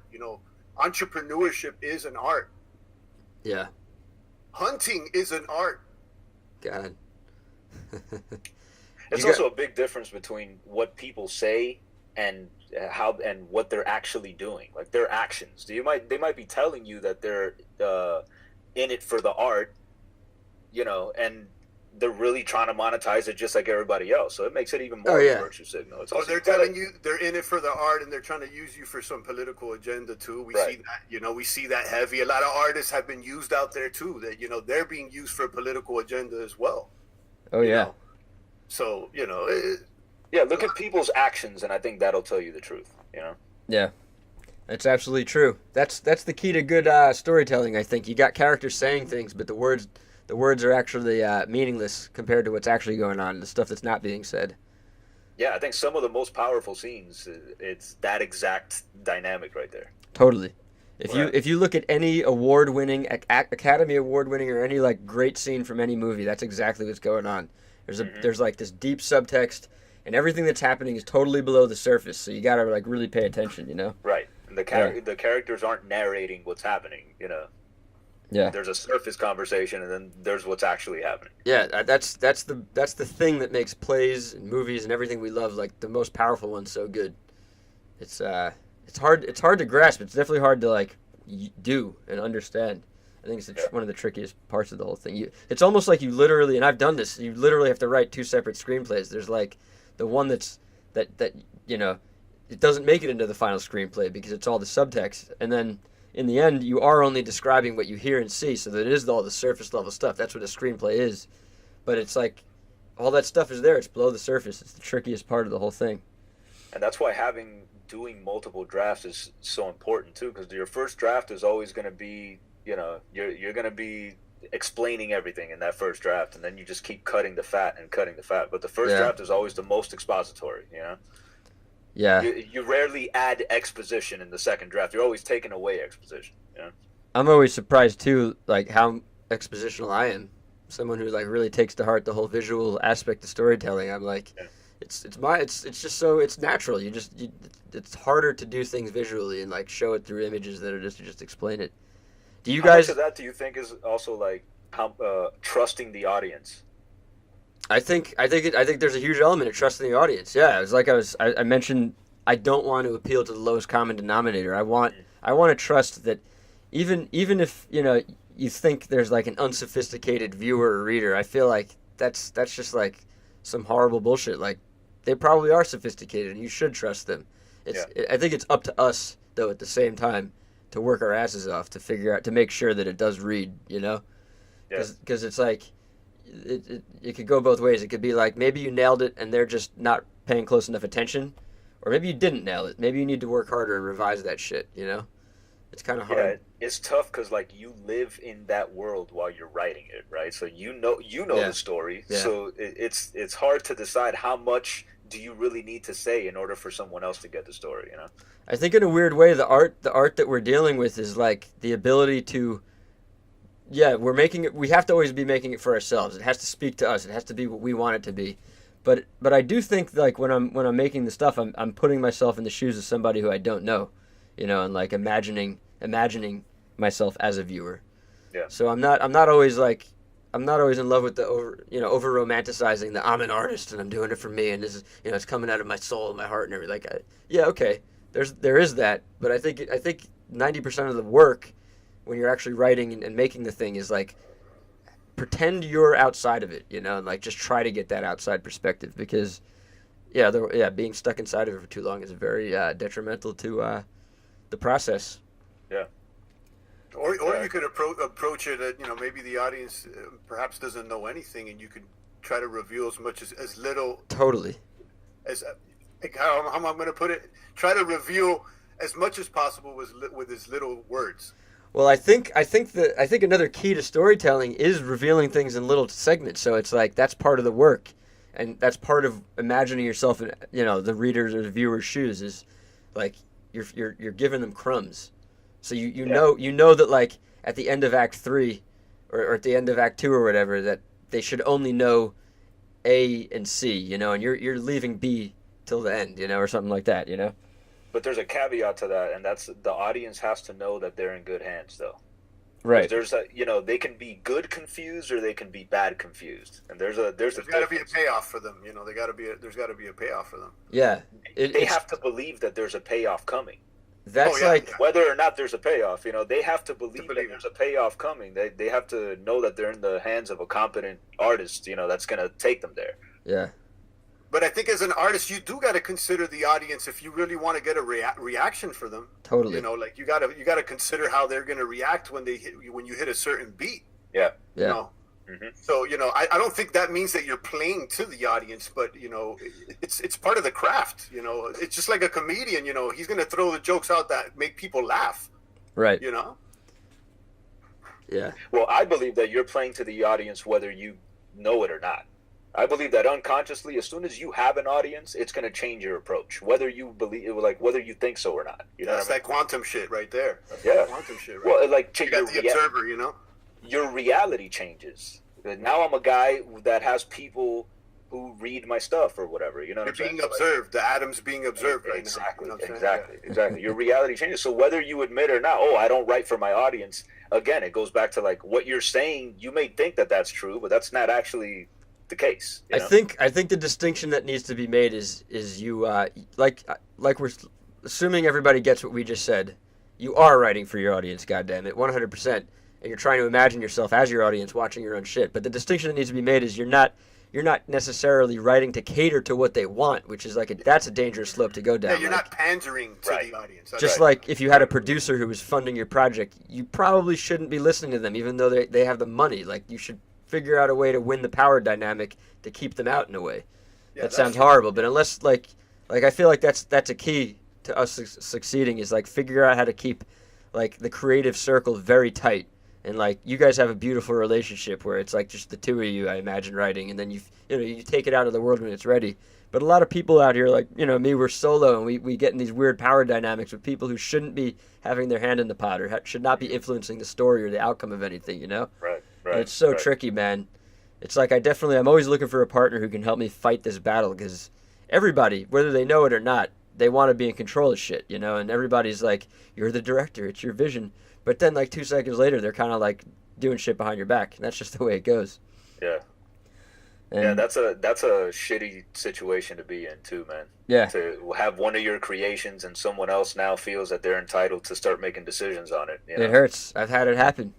Yeah, Yeah, it's so ridiculous. As these creations scale, it's a fact that we all got to face, that more people are going to be involved, dipping their hand into the pot. And, Yeah. How are you going to how are all of us going to navigate those waters? Yeah. As we continue to scale here with the art that we're doing. I think I'm moving forward. I'm just going to get better at explaining things at the beginning to everybody along the way, and I'm going to have more contracts for people to sign. And it's literally like, this is what you do here. If you want to do more, we got to renegotiate the terms. Yeah. And I think POPOVA, I think this comic is where we took that step. Yeah. Like, now we're very upfront about every single person we deal with. There's contracts. There's, it's everything is out on the table, and this is what it is. That way, that's another thing that can turn off we're artists, right? Like, artists can be like, oh, contracts, I fucking hate them. But it's key to growing, especially if we're going to make these bigger projects come to life. We got to do them. Yeah, I mean, if an artist isn't willing to sign a contract, I wouldn't even consider working with them. Yeah. Yeah, it's unfortunate. Like, I don't want to scare away some young artists, but it's just like, it's a fact of life. It actually, it's part of communicating. It helps with the communication, I think, in the long run. And everybody takes it more seriously. For the young artists out there, it's not. They shouldn't be hard headed and only be like, oh, the contract, this and that. Sometimes you just, you gotta start somewhere. We've done plenty of projects that are without contracts on a handshake, and those things could still exist. But as talking about scaling and growing these bigger projects that are more long term, they're not one off spinner. They're not like making a song, for instance. Yeah. Or a mixtape. Something like a book. I see as perhaps a piece of media that stands the test of time a little longer than a mixtape should. So when you scale that direction, that's probably when you got to start bringing out the contracts. You think? Yeah, I you think that's true? If you're taking this piece of art seriously as a product, I think you need to treat it as such. Yeah. Word. Do you think that's true though? That a book stands the test of time more than a mixtape? For real? Oh yeah, 100%. Absolutely. Look, Mixtapes the are meant to Bible. be more disposable. Forget the Bible or any other book that's been written in antiquity. Or I know the sound hasn't been recorded that long, but Definitely. traditionally mixtapes are not even original music. It's usually The sample. a rapper taking on somebody else's beats. Yo, Right. Let me ask you, Teb, as a hip hop head, do the new kids know about Tony Touch Tape 50? Do they know? They probably don't. They don't. But to us, what was that to us growing up? The best mixtape. The best one, bar none. Yeah, shout out to Tony Touch Tape 50. 50 MCs freestyling on a mixtape to all industry beats. Yeah, to us that shit was legendary. But like these new kids, I mean, I'd be very surprised if one of these new kids know about Tony Touch Tape 50. Word. If you're a new kid and you're listening to this, leave some comments. Yeah, prove me wrong. Prove him wrong, or prove him right. I would love to see that. Like, I'm sure there's some kids out there, not to sound like the old head either. I mean, some young cats, they're sharp with the blade too. They probably know him. Some people know Tony, and Tony's still out there. Tape 50's a deep cut though. Yeah, That's a deep cut. That's a deep cut. You really got to be into the culture for that one. Yeah, shout out to you mentioning that. I was actually working out. Going back to exercising, when I was working out to Tape 50 the other day, doing squats, heavy on the squats, 5x5, You better not have been Who got the curls. best verse on that, Tab? On Tape 50, you know what really stood out to me? Capadonna. Capadonna's killed verse. it. You know who I think got the best verse? KRS. KRS killed it too. Yeah. KRS killed it too. So now that we're on the topic of who had the best, let's just go down that list again because we had a solid breakdown of like our favorite movies last time. Let's list off some favorite movies and comics right now, or what are we reading? Favorite movies is my favorite movie is Pulp Fiction. Okay, like that's that. There's no my shame in film it. It's an nerd easy answer go-to is one. Clockwork Orange. But if I'm being for real, my favorite movie is Pulp It Fiction. depends what audience you're playing to, right? Exactly. Do you consider Orange more highbrow or fucking Pulp Fiction more lowbrow? What do you think? Probably, right? I mean, yeah. If I'm fronting, look, Clockwork Orange is to me a perfect movie, right? But I'm talking about Pure what am I enjoyment. more willing to pop in at any given moment? That's Pulp Fiction. Pulp Fiction is so easy to watch. It's awesome. You can like pop in at any time too. You literally it doesn't matter where you Yeah, jump in on that I just movie. don't get tired of it. I don't So get tired of it. entertaining, There's man. a few movies that are like that, like But Scarface is like that. I'm rocking with Kubrick over Tarantino collectively. Like you like the bulk of Kubrick's movies. Yeah, I would say Kubrick is, to me, arguably the best out there when it comes to filmmaking. The ideas he picks are the most, macro ideas. Yeah. The ones he covers on all his movies are like really big. Nobody's come close to being able to do it. He's influenced literally every filmmaker who's worth paying attention to, after him at least. And and it's just nobody can come close to what he was. Just such an independent beast. Do you like Eyes Wide Shut, Ian?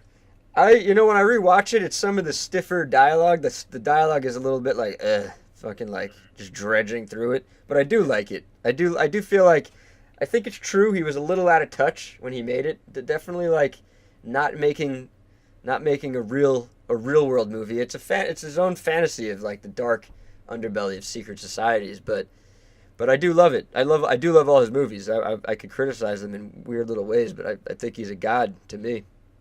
But very few Kubrick movies, I think, exist in our world. I think like Full Metal Jacket, and I really can't think of another one. I think all the other ones are kind of in this Kubrick vacuum universe. You know what I mean? Like Clockwork Orange, that's not really our world. Yeah, I mean, Doctor Strangelove is the obvious one where it's like he's making up this crazy world, but it's true. He's and I think he would agree with you. He's not trying to like make.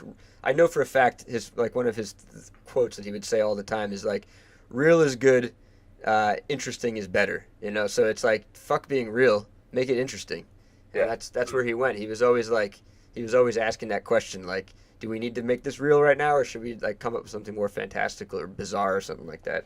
But he was also like, his process was, all right, I'm making a film about this topic. Read every book, literally every book you can read. Like, God, I mean, he had employees that were paid to do research. Yeah, he definitely. I mean, they were like family members and employees. He had like a total family around him. Just. Well, if you ever doubt how good Kubrick is, how high he's regarded, I mean, who is the person they say faked the moon landing? You know what I'm saying? Right. So like whether I had a feeling you were going there. Yeah, of course. It's interesting though. I mean, my moon landing conspiracy people, they said that, it's so believable. If anybody faked it, it was Kubrick. Right. It's so believable. It wasn't Spielberg. It wasn't Spielberg that faked it. It was Kubrick.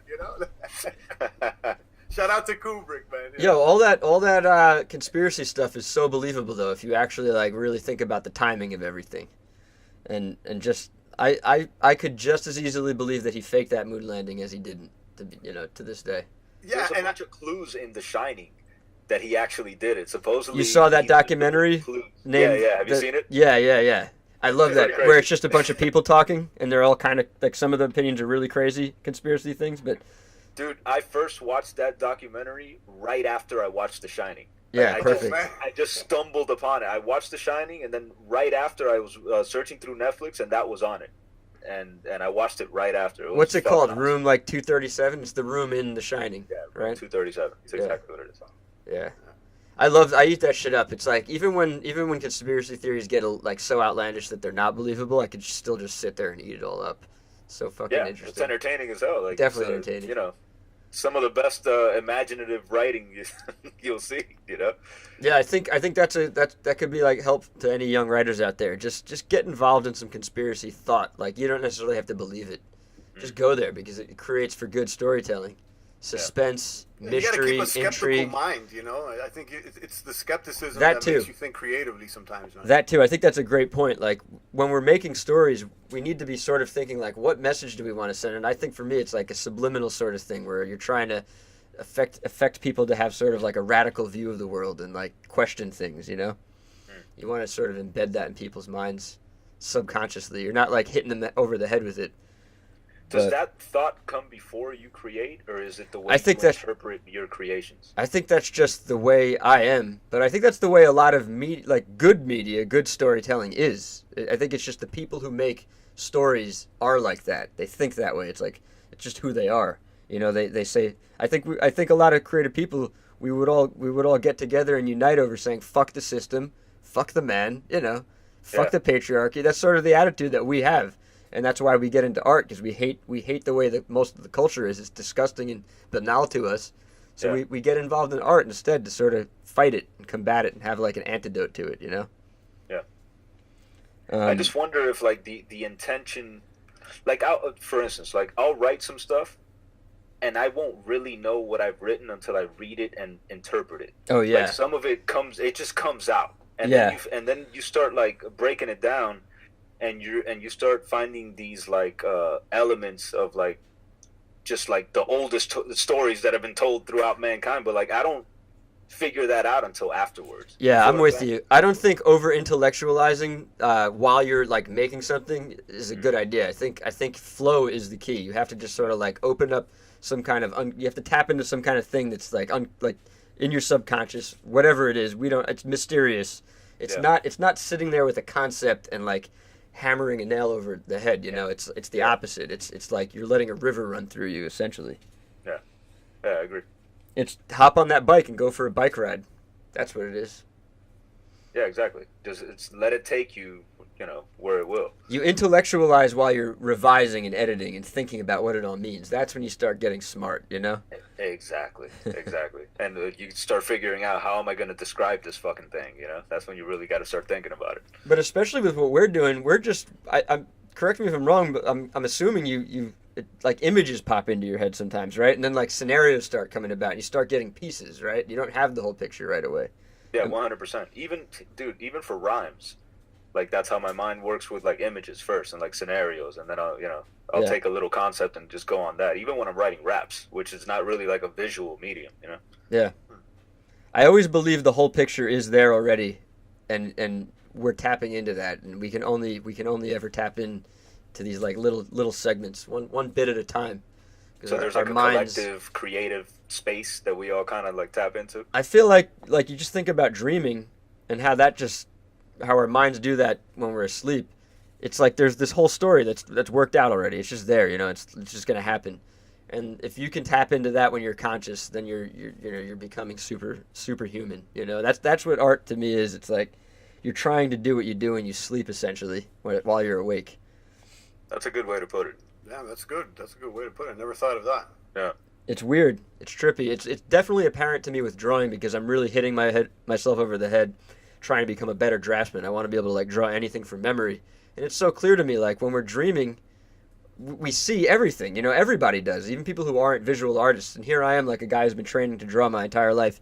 And when I'm awake, I can't draw everything from my memory. And it's really bizarre to me. And then I close my eyes, I go to sleep, and I picture everything vividly, So I'm trying to definitely get in touch with like holding what's in my head, holding my memory and capturing it more, Do you know anything about active lucid dreaming? Yeah, I've had some, and I've tried to get better at it. But more than that, I try to write my dreams down. I don't care so much to wake up in them. I'm more interested in like just having wild, crazy dreams. Although I guess if you can become lucid in your dream, maybe you can control it and make it more wild.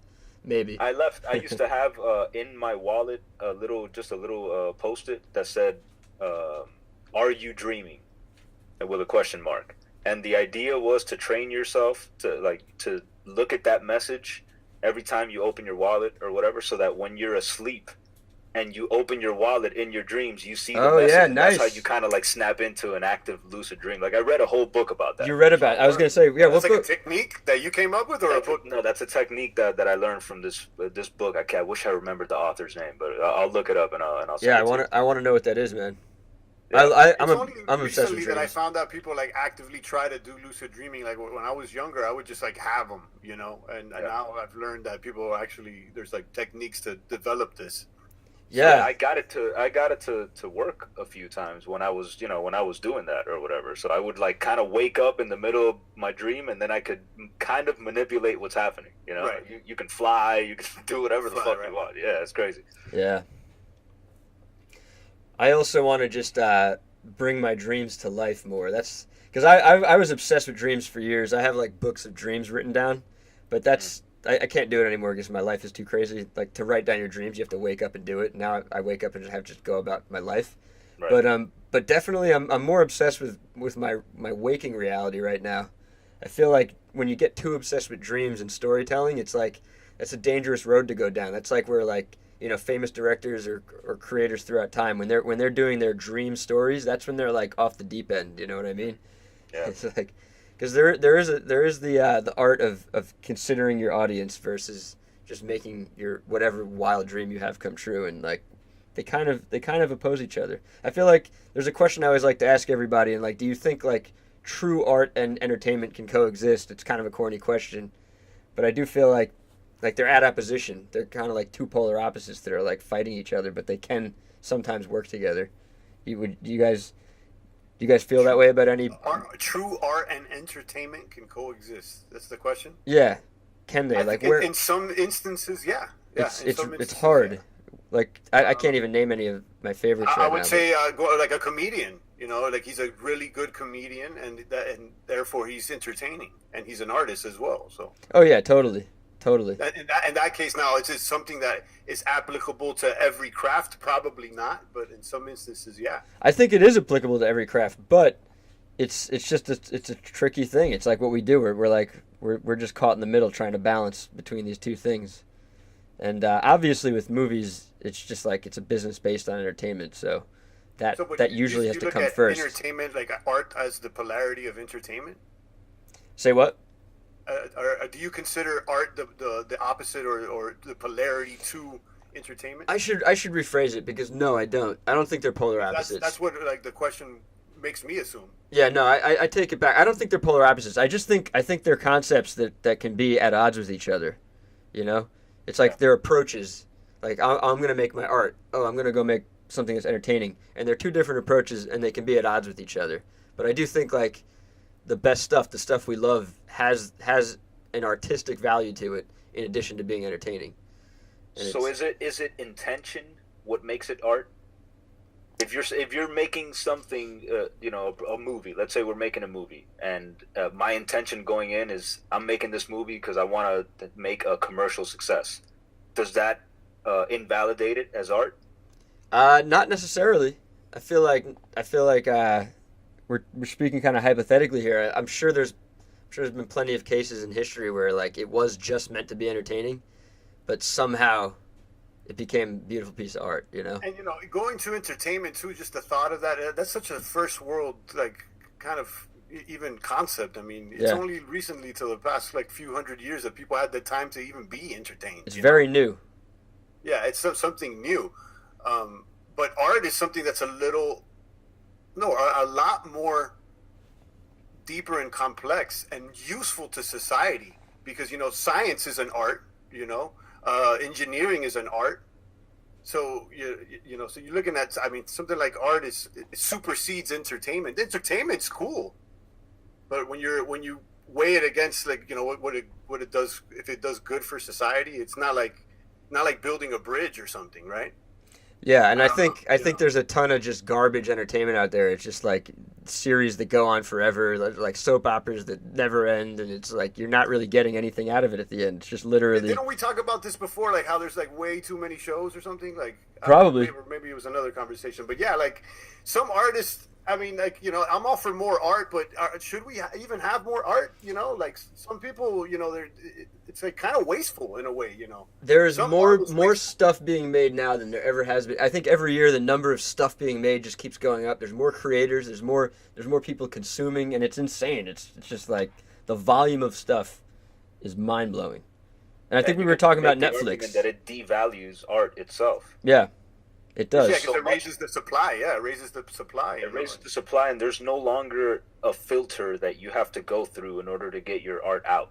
Now you could just, you know, you can record a whole album in your fucking bedroom and put it out, you know, the same day. I mean, you know, there's no filter that you have to go through anymore. So there's like the awesome aspect, the democratization of it, the fact that any kid, even poor, can find access to some laptop somewhere somehow. Exactly. And that's awesome. Everybody always agrees. It's like that's a fucking good thing. But the bad thing is now the ocean is just, it seems bigger, and it's harder to feel like you're going to ever make an impact. It feels like we're always just perpetually throwing the big pebbles question. out in the ocean. Are there some people out there that should not be making art? Real talk. Maybe we need some government institution that decides that, right? No, I disagree. I disagree completely. Hell no, no way. I don't want the government deciding anything. Right? People No, should be able there's to no. decide for themselves. This should never be regulated. For anyone to decide who should or should not be making art. Yeah. So that's why I don't agree with that. Yeah. No, I'm totally making a bad joke. That'd be the worst thing but ever. So many people would, think that would be the route to go. Just, let the government handle it. You know, you really want the government to take care of you? Well, throughout history, artists. Have you been to the DMV, folks? Throughout history, artists have either been working in the court, for the court, or against the court, and been like murdered and killed. You know, and like books have been burned and everything like that. And this is like the one age where like freedom of the press seems more wide open than it's ever been. But journalists are getting murdered.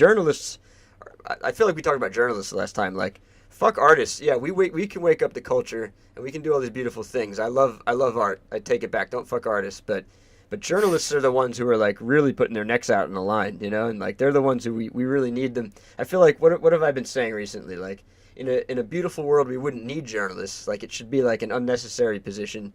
But the world is so fucked up that we need journalists now more than ever. And they're always at the front line of censorship and murder and shit. That sounds good, but you got to ask yourself too. I mean, how honest are these journalists when they got to get a check at the end of the day? That's the problem. And they work for somebody.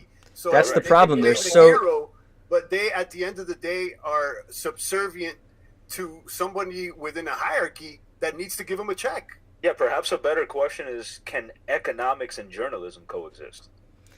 I don't know the answer to that. I mean, yeah, they do a little bit, but the nature of capitalist systems is that the journalists are going to go where the money is, and they're going to do what they're told to get the paycheck. So there are very few journalists who are doing the journalism that counts and that we need.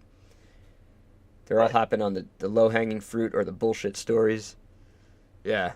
But there are journalists who get murdered or discredited every day. They're out there trying to make a difference, and it's a fucking crazy danger. If you're trying to be a real journalist, it's crazy dangerous. You know, and nobody likes you because nobody trusts a journo.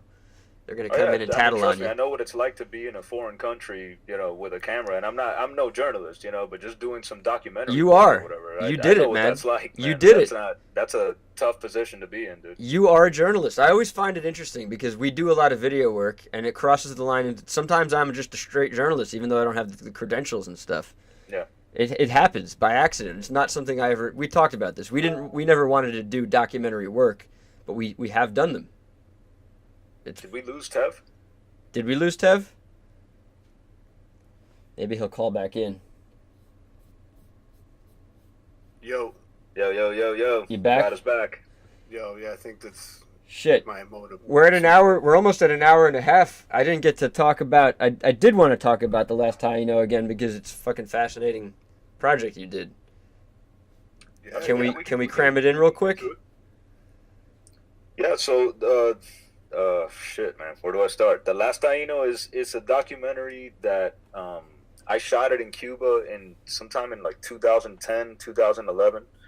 The whole point of the documentary was we were trying to find a tribe of Taíno Indians in the mountains of eastern Cuba, in Guantanamo, the same place where the U.S. military base is at. It's a very restricted area. There's a whole lot of, shit that you got to go through just to be able to enter Guantanamo and go on the mission that we went on in order to get to the Indians who are, supposedly were living somewhere deep in the mountains, that it's about a 5-hour trip just to get there. So yeah, that's the documentary is basically based on that whole journey. It's not based on the Taíno Indians themselves. The Taínos were like the Indians of the Caribbean. They inhabited Dominican Republic, Puerto Rico, Cuba, Haiti, I think the Bahamas, and even the most southern parts of Florida. So, apparently, according to history, they've been extinct for the past 500 years. Columbus and his people, made sure that was the case. But according to these legends, there were still tribes living in Cuba, in the mountains of Cuba. So we set out to go find them. That's basically what the documentary is. So you can check that out at thelasttaino.com. I'm going to remind you to there's a payoff. give me all these links. They're found. The Taínos are there. They're still out there. And there's a nice message at the end too, which is like, even if you are extinct, there's nothing ever truly dies. It always carries on in some way through future generations. We always affect future generations in some way. Absolutely. And a lot of Spanish words actually come from Taíno culture. Wait, say that again? It lives on. Whether, it's... When people say that Taíno is dead, right, what exactly do you mean by dead? We have to define that first before we can have that conversation. Yeah. I mean, the movie's, it's kind of entertaining to watch. It's also, we're a little scared for you at times. But it is worth watching. We're gonna have a link for it in the description. You had to employ some you took a fucking camera pen, right? And you snuck into a precinct or something. What was going on there again? Refresh my memory. So when we arrived in Guantanamo, mind you, we're riding in a rent-a-car. Okay, there are no brand new cars in Guantanamo. People are, that's, if they have a car at all, it's some beat up car from the 50s, right? So like we stuck out like a sore thumb. So we get to the house where we were congregating at with a family that was supposed to take us into the mountains the next day. And in the middle of the night, an immigration officer or a police officer comes and knocks on the door, and he has this long conversation with us. We tell him that we're in town for a couple of days, that we just wanted to shoot or whatever. He says, well, you can't stay here without first checking with immigration. So you have to go to the immigration office tomorrow morning and make sure everything is on the up and up. So, yeah, the next morning, I'm not going to lie, man, we were scared shitless, dude. Like, this is already kind of above our pay grade. Like, now we're meeting with fucking Cuban officials and shit. We weren't expecting this, but we had this little pen camera. So it's a little fucking camera inside of a pen or whatever. And we hadn't had the chance to use it yet, and we were like, "Fuck it, this is if there's ever a time, it's this one." So the pen camera was used even when the official came to the house at night. Oh, you're right. Yeah, you're right. We used it the night before. That's right. But you couldn't see anything though. You could. Yeah, it was too dark. Yeah, it was too dark. Though. Yeah. Right. But you got the audio. So basically, we go to the immigration office and they tell us, and we got this on video. They tell us we have to leave town. So, at that point we had given up. We're like, fuck, man. We're like kind of licking our wounds. And we get back on the road that's going to take us out of the city. And we stop in, I guess you call it a rest stop, but it's not a rest stop the way you think about it here in the States, with a bunch of, the products and stuff like that. So there was just like a lady there making sandwiches. So we're eating a sandwich, and that's when we meet the guy that eventually becomes a big player in the story. We call him the Yellow Man, because this guy was El Hombre Amarillo. El Hombre Amarillo. This guy's rocking yellow pants, a yellow shirt, and fucking gold grills. And we're like, yo. So driving an old Moscovich, right? Yeah, driving like an old Russian Moscovich from the 50s or 60s or some shit. And it gets caught in a river at one point too, right? That sounded like a goddamn what do you call it? Like one of those Honda Civics from the 90s and shit. And basically, he became our new guide, and he took us into the mountains or whatever. And so I guess I'll just let the viewer, get the details from watching the film. Yeah, But, check it out. One last thing, definitely they get stuck in the river on the way there. So Yeah, that's a very funny scene, man. they get stuck in the river on the way there, but They're trying to- you leave it at They that, try to but, take the car they through the ultimately- river and they get yeah, you stuck. get to see the Indians. There is a payoff. But I was sitting on that footage, now speaking more on like the making of it, for a couple years, and that's when I moved to New York, and that's me and Tev were just knocking out project after project, and I kept telling him this story. I just kept telling him the story, like, yo, I'm telling you, and I got footage. And Not only telling me, you were actually showing me the footage. Like, yo, check out the footage. That this is footage that they did not use on the from the trip that they were employed in. Right. Right? yeah, You were there on a job, and you took the footage that wasn't used on the job to make a documentary. Right, Exactly. so you basically got extra footage on the on the job or during your trip. Exactly. And he kept showing this to me, and I was like, man, this is such an interesting story. Like, what a mission to just get there, So, I suggested, like, that we write the story and produce it, and edit it to tell the story of actually getting there. Because that's the way that Dre was telling it to me, Like, look what we had to do to get to see the Taínos. And then, you get to hear what the Taínos got to say. So this is not a documentary about the Taínos. Spoiler alert. I mean, it's more about the journey, obviously, Yeah, 100%. Yeah, there's a spoiler alert out there, but It's all good. And we were, the also- last guys. yeah, we'll have that link in the description. Definitely check it out. I also want to talk about Terminator 2 just because it's one of my all-time favorite movies. We got to talk about it. Yeah, let's talk about it. Because I'm ready. Shottie, before we did the first episode that we lost to the internet, Shottie had just put up a thing on Facebook. What's the best sequel of all time, not including Godfather Part 2? And I think we all agreed on this last episode that we lost that it not only does it has to be better than the first. If the first is better, then it doesn't count as a better sequel.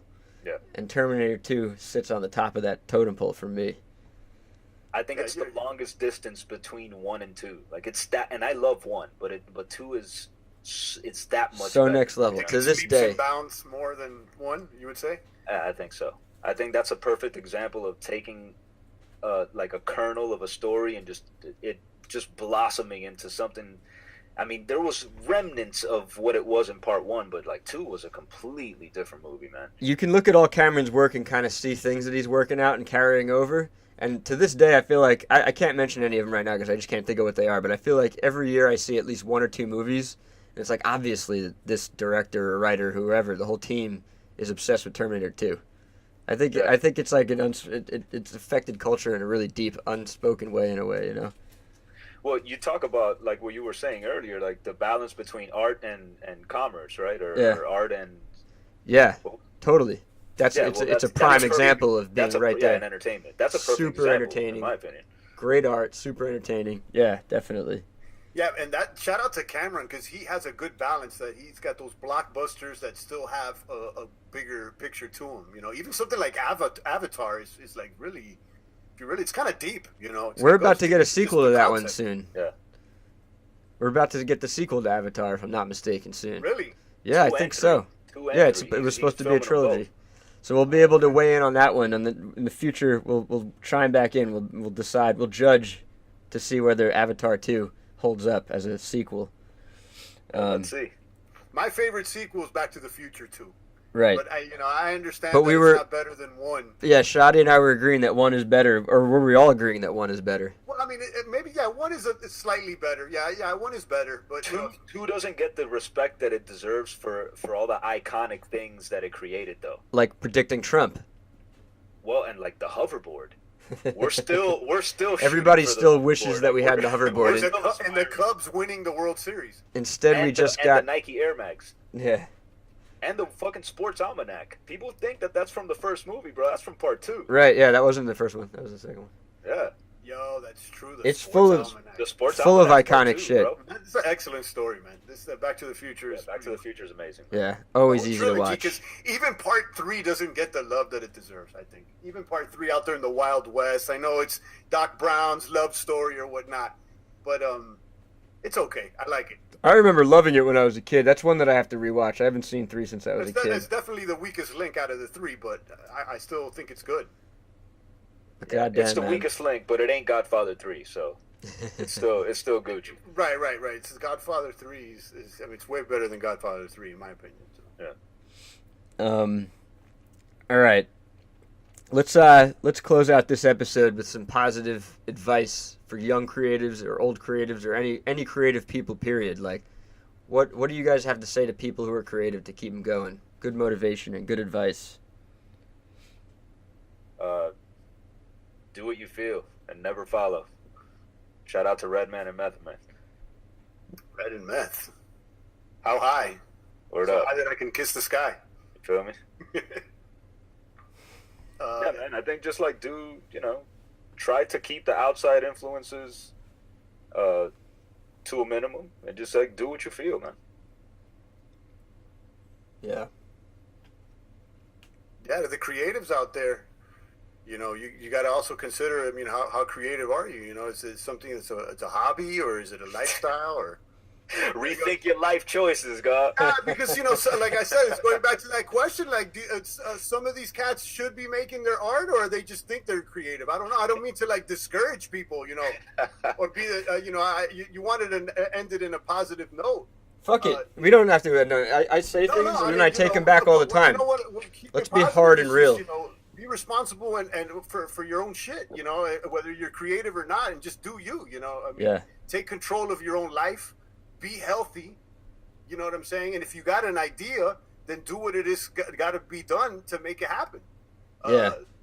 That just as long as, it's legal, you know what I'm saying? I don't want the young ones breaking rules out there. We got the NSA listening. You know what I'm saying? Yeah, that's the unfortunate truth about doing a podcast that the NSA is listening to. Like, we can't really dig in on some like harder questions that I might want to ask you. But yeah, Tev's positive message is don't quit your day jobs, guys. Nah. I'm not saying that. There's some people that should, keep pursuing their stuff. Everybody should pursue their shit, but Yeah. just, handle your shit, too. Like, You handle might need to own quit your shit, day job, actually. and fucking be responsible for your own bags, and maybe you have an opportunity to eat off your creations. If not, maybe you're going to be doing it as a hobby, and that's okay too. There's some people that like to do it on the weekends. Yeah. And there's nothing wrong with that. There's nothing wrong with that. I think there's nothing wrong with that too. It doesn't be like just because you're creative now, you got to put your whole life into certain things. Some people are probably, that's not the right route for certain people, and that's okay too, Bro, I think for certain people, it's almost like exclusively therapeutic.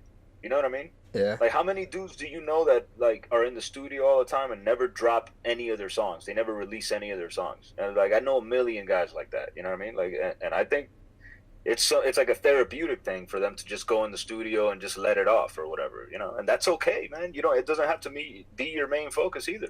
That's fine. Yeah, amen.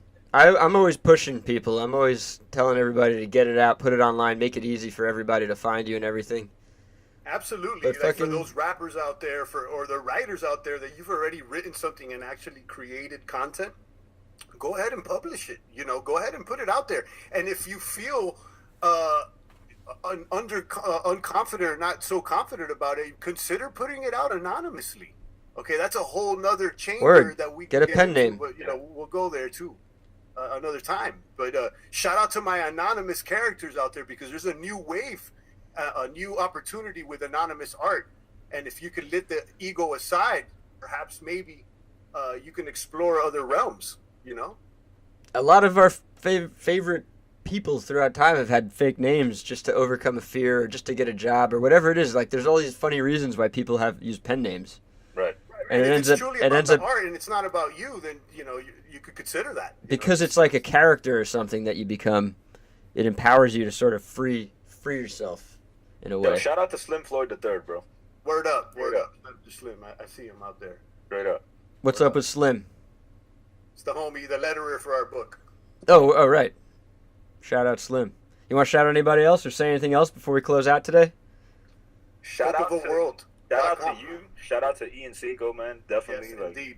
yeah, it's like just aside from just being on the podcast and shit, it's always a dope conversation. So I love talking to you guys. It is always a dope conversation. Yeah, man. And I love shout how out we to can hip-hop, geek out. dude, We can because- totally geek out, but we can also talk about, filmmaking, like the technical aspects of it, the business. You guys are down to talk about it all. One thing I fucking wanted to bring up that we're not really going to talk about. Last time I was hanging out with Tev solo in New York, we were talking about wizardry, and I've totally come around to like believing that I am a wizard after a conversation with Tev. Shout out to Alan Moore, right? Yeah. Word up. That's the the influence behind those ideas. Alan Moore letting us know I'm about gonna- Mr. John D. in the court of Queen Elizabeth. I'm And, gonna delve into it more in future episodes because it's something that it comes across two ways, like either cockamamie, like just stupid, like what the fuck are you talking about? You're a wizard, or like super cocky and arrogant. But it's a super interesting topic of conversation to think of reality that way as being a sort of tricky thing that can be manipulated and people manipulating each other all the time with words and images. And it's like, of course, that is wizardry, and of course we're involved in it, and everybody is. Yeah, magic. Yeah. And on that note, I think we're gonna end it. We're ending on a magic note, guys. Shout out to the magicians out there and all the wizards worldwide. Check out POPOVAworld.com, Hell yeah. 95labs.com, Godspeed, Shottie, and Tev95. We're gonna have all the links down below in the description, and I'm gonna be pushing the shit out of how do you say it again? Popova? Popova. Issue 2. POPOVA, Popova. Issue You 2. do how you feel you need to do it. Say it. Issue what 2 you is feel going to and be never hitting the follow. stand soon, and we're going to be pushing the shit out of it, and I'm psyched. I can't wait to share it with people. I'm insanely Once again, big shout out excited to about you, it. Ian. Thanks a lot, man. I appreciate this, bro. I appreciate you guys. And let's talk again soon, guys. Show. Indeed. On that note, saying goodbye. We can let's keep talking real quick. We'll just I'm ending the podcast, but Dope. what's going on? That was dope, man. Did we get it? We Or got it. not? Tell We me got it this time. All right. Good. Yeah, it was dope, man. I actually thought this one was better.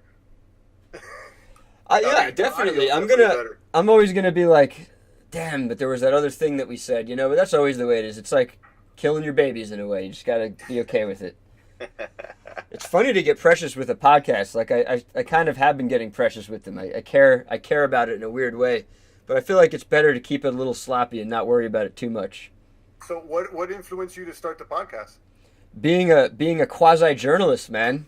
You were saying Dre was saying he doesn't think he's a journalist, but I've said the same thing before. Like, I'm not a journalist, and then I was like, but I am. Like, I'm interviewing people all the time. I have like hard drives full of fucking interviews with people. Yeah. And I mean, there's a lot of reasons. There's a ton of reasons why I wanted to start it. I was actually just thinking about it just from the perspective of being able to meet cool people. Like I just want to meet some heroes. It sucks when you meet your heroes in real life, but if you meet them, I feel like if you meet them on a podcast, you get to ask them all the questions you want to ask them, and then they have to answer. Whereas in real life, it's awkward, and you might scare them away, or they might start acting weird around you. Right. Yeah, it's a good thing. It's like kind of a nerdy thing. My ex-girlfriend, she wasn't so into it, and I could see how some women might not be into podcasts, but I'm trying to get women on here too, man.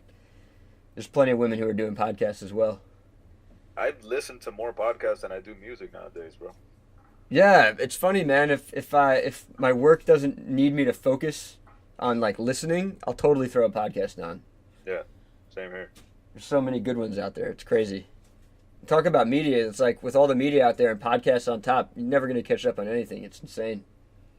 Podcasts are so dope though, because they're like they go to such deep cuts. Yeah. With like any little niche, there's a fucking podcast for it, dude. It's so great. Oh yeah, I know. I can't think of any of them right now. There's some funny ones I I've heard listened of to recently. one called James Bonding, and it's literally It's just just all two guys James that Bond? just talk about Bond movies all day. You know what I'm James saying? Bonding.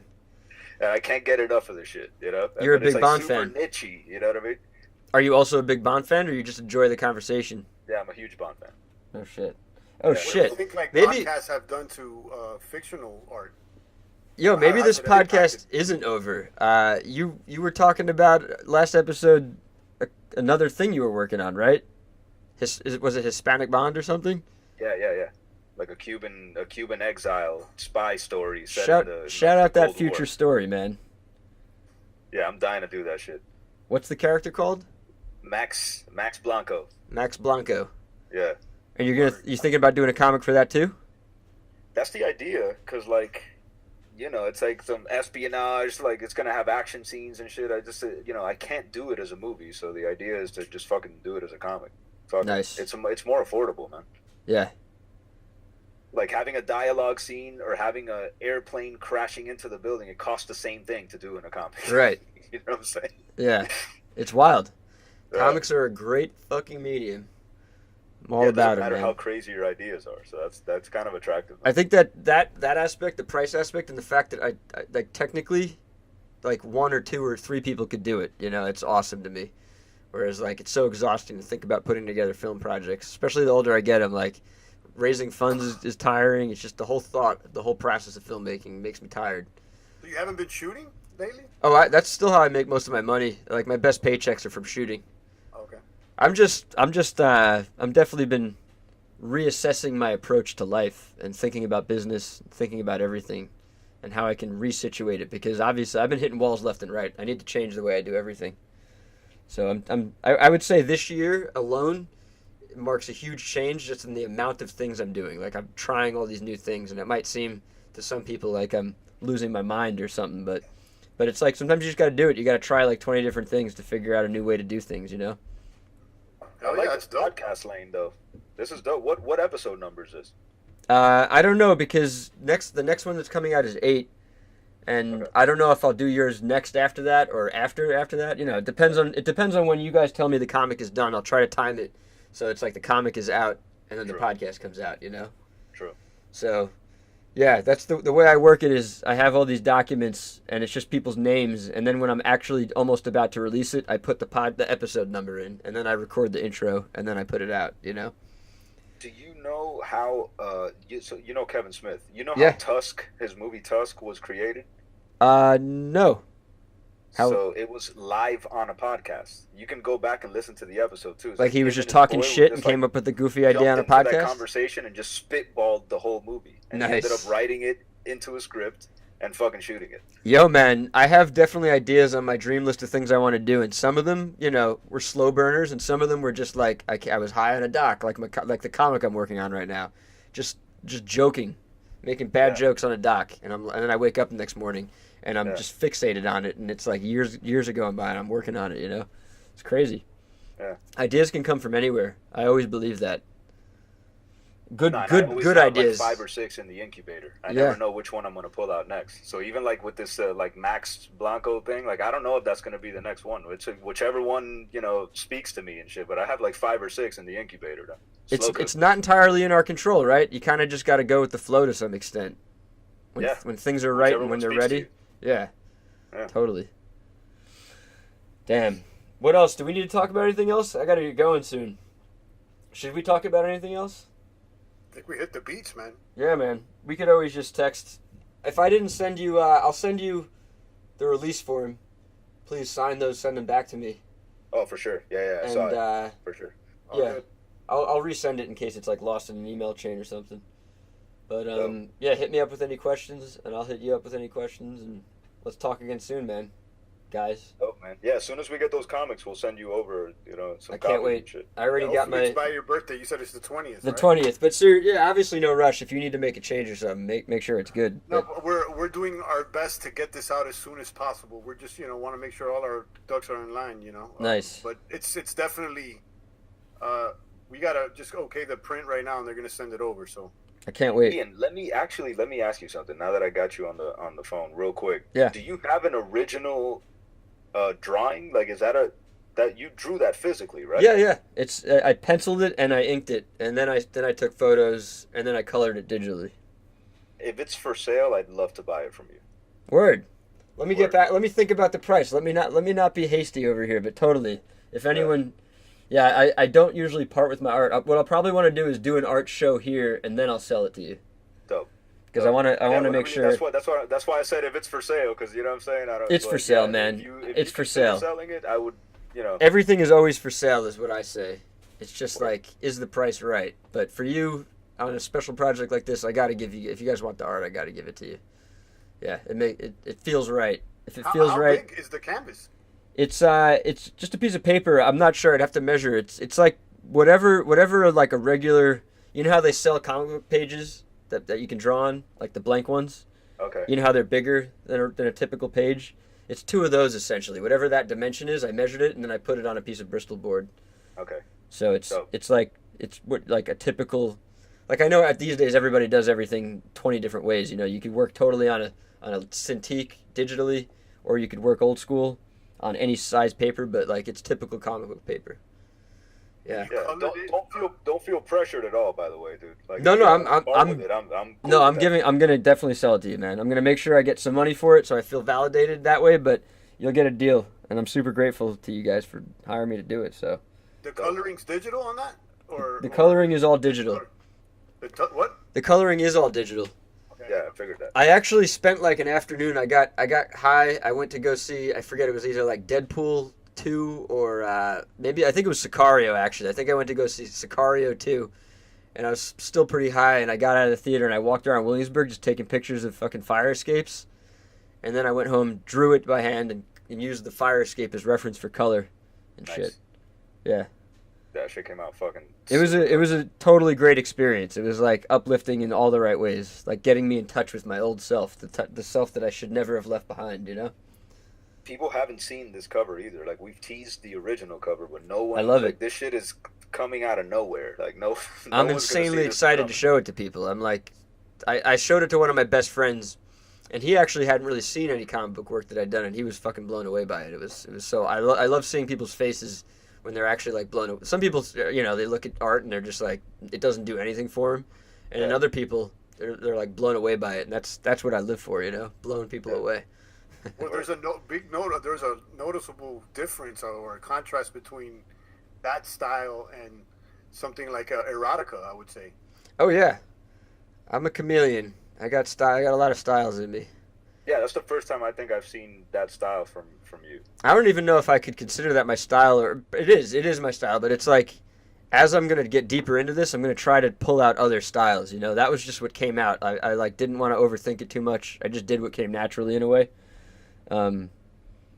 Yeah. I'm excited to see what you do, man, with a comic book. Yeah, I can't wait to show you guys. I'll probably send you guys stuff before it's done just to get your opinion and shit. That'd be dope as fuck. Yeah. Dope.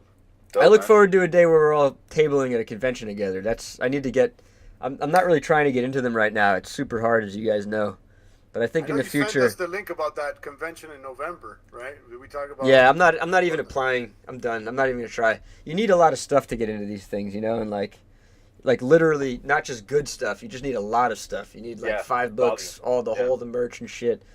So I think, you know, as we keep doing this, it'll be easier. It'll make more sense to other people. They'll see what we're doing. And they'll be like, oh yeah, get these guys in there. So. Yeah, I think especially next year when we have like the trade paperback. I can't wait. That would be dope. That is honestly, like, I love comics deeply. I have a ridiculous collection, but I don't collect them anymore. I only collect the trade paperbacks. So that's what I'm really looking forward to. Yeah, me too. I'm a big. I have more trade paperbacks than I do comics. Yeah, it's just an impossible. Like, you have to have like a crazy house to have like a crazy big house. I feel like, to be an insane collector of Right. shit. Yeah. Especially Even now though as it's appealing to me, you know. Like I see comics online sometimes. Like I'll see like a #1 of something, and you know. Yeah. I still get that like urge to buy it, but Totally. I probably won't. You know? I literally, it's just like a rule I have for myself that I'm not allowed to buy them. It's not that I don't want to. I just won't Yeah. let myself. Yeah. Yeah, I'm the opposite. I like getting single issues. Yeah? Do you keep Yeah. them? You bag I and like- board them and throw I them in like, boxes and you know, everything? having like an asset too. You know, it's like, you know, it's a collector's item. Yeah. Because there's, you know, the trade paperbacks, they don't have as much value as the single issues. No, they No. don't. No. They don't. I haven't even followed up on any of that shit. Like, I used to be obsessed with, you know, I had Wizard and I would check to see if my, you know, titles were going up and down in value.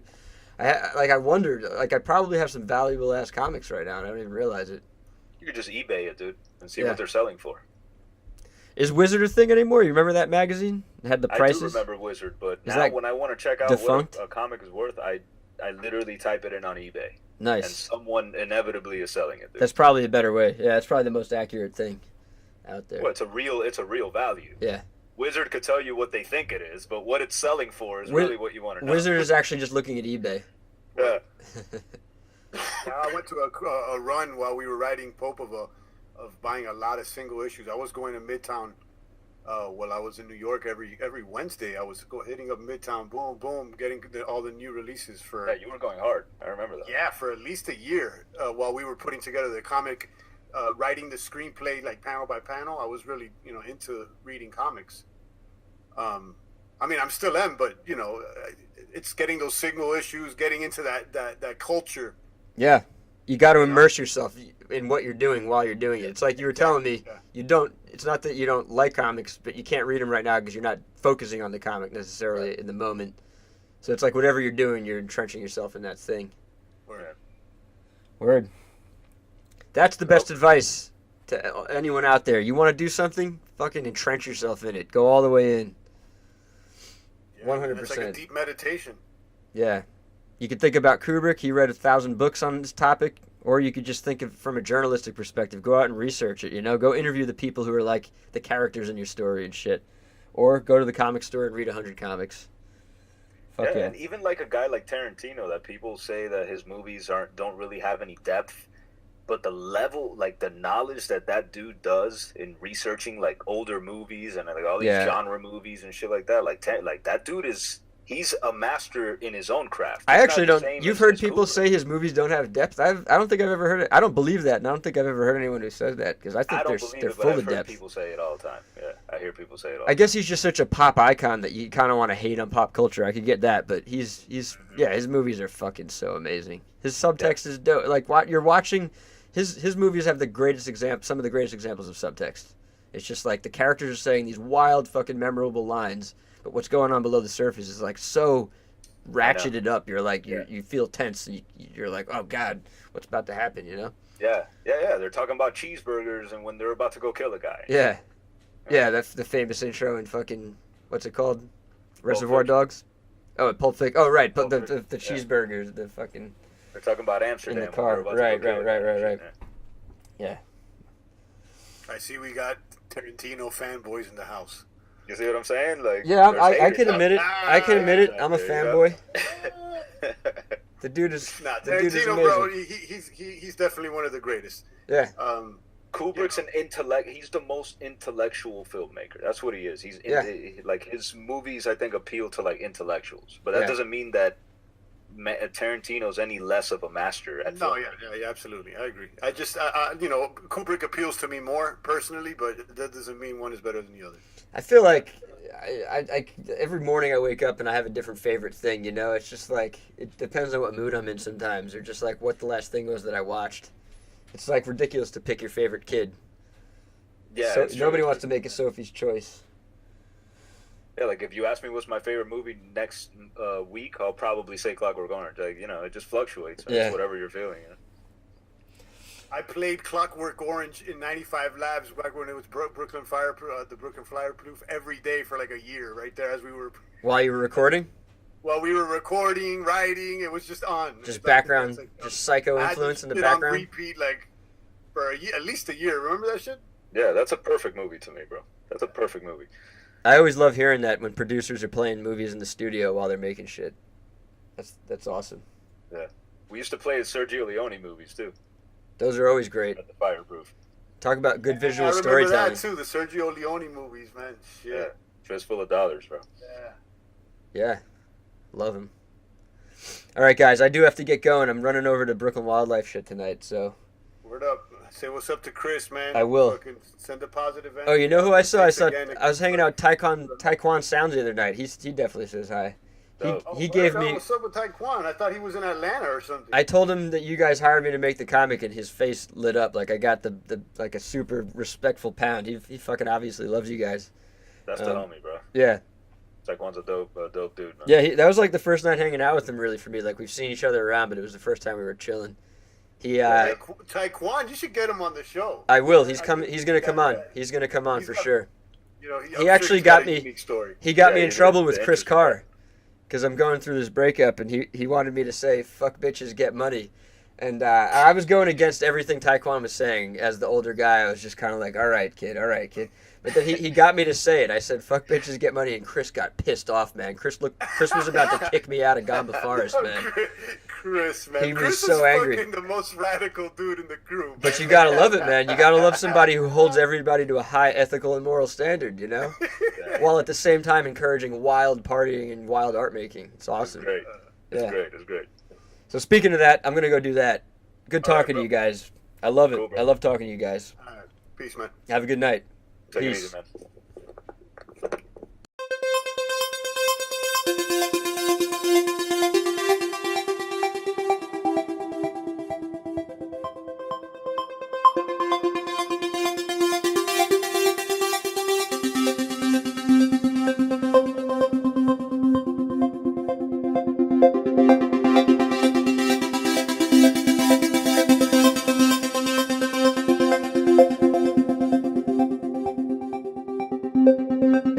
Thank you.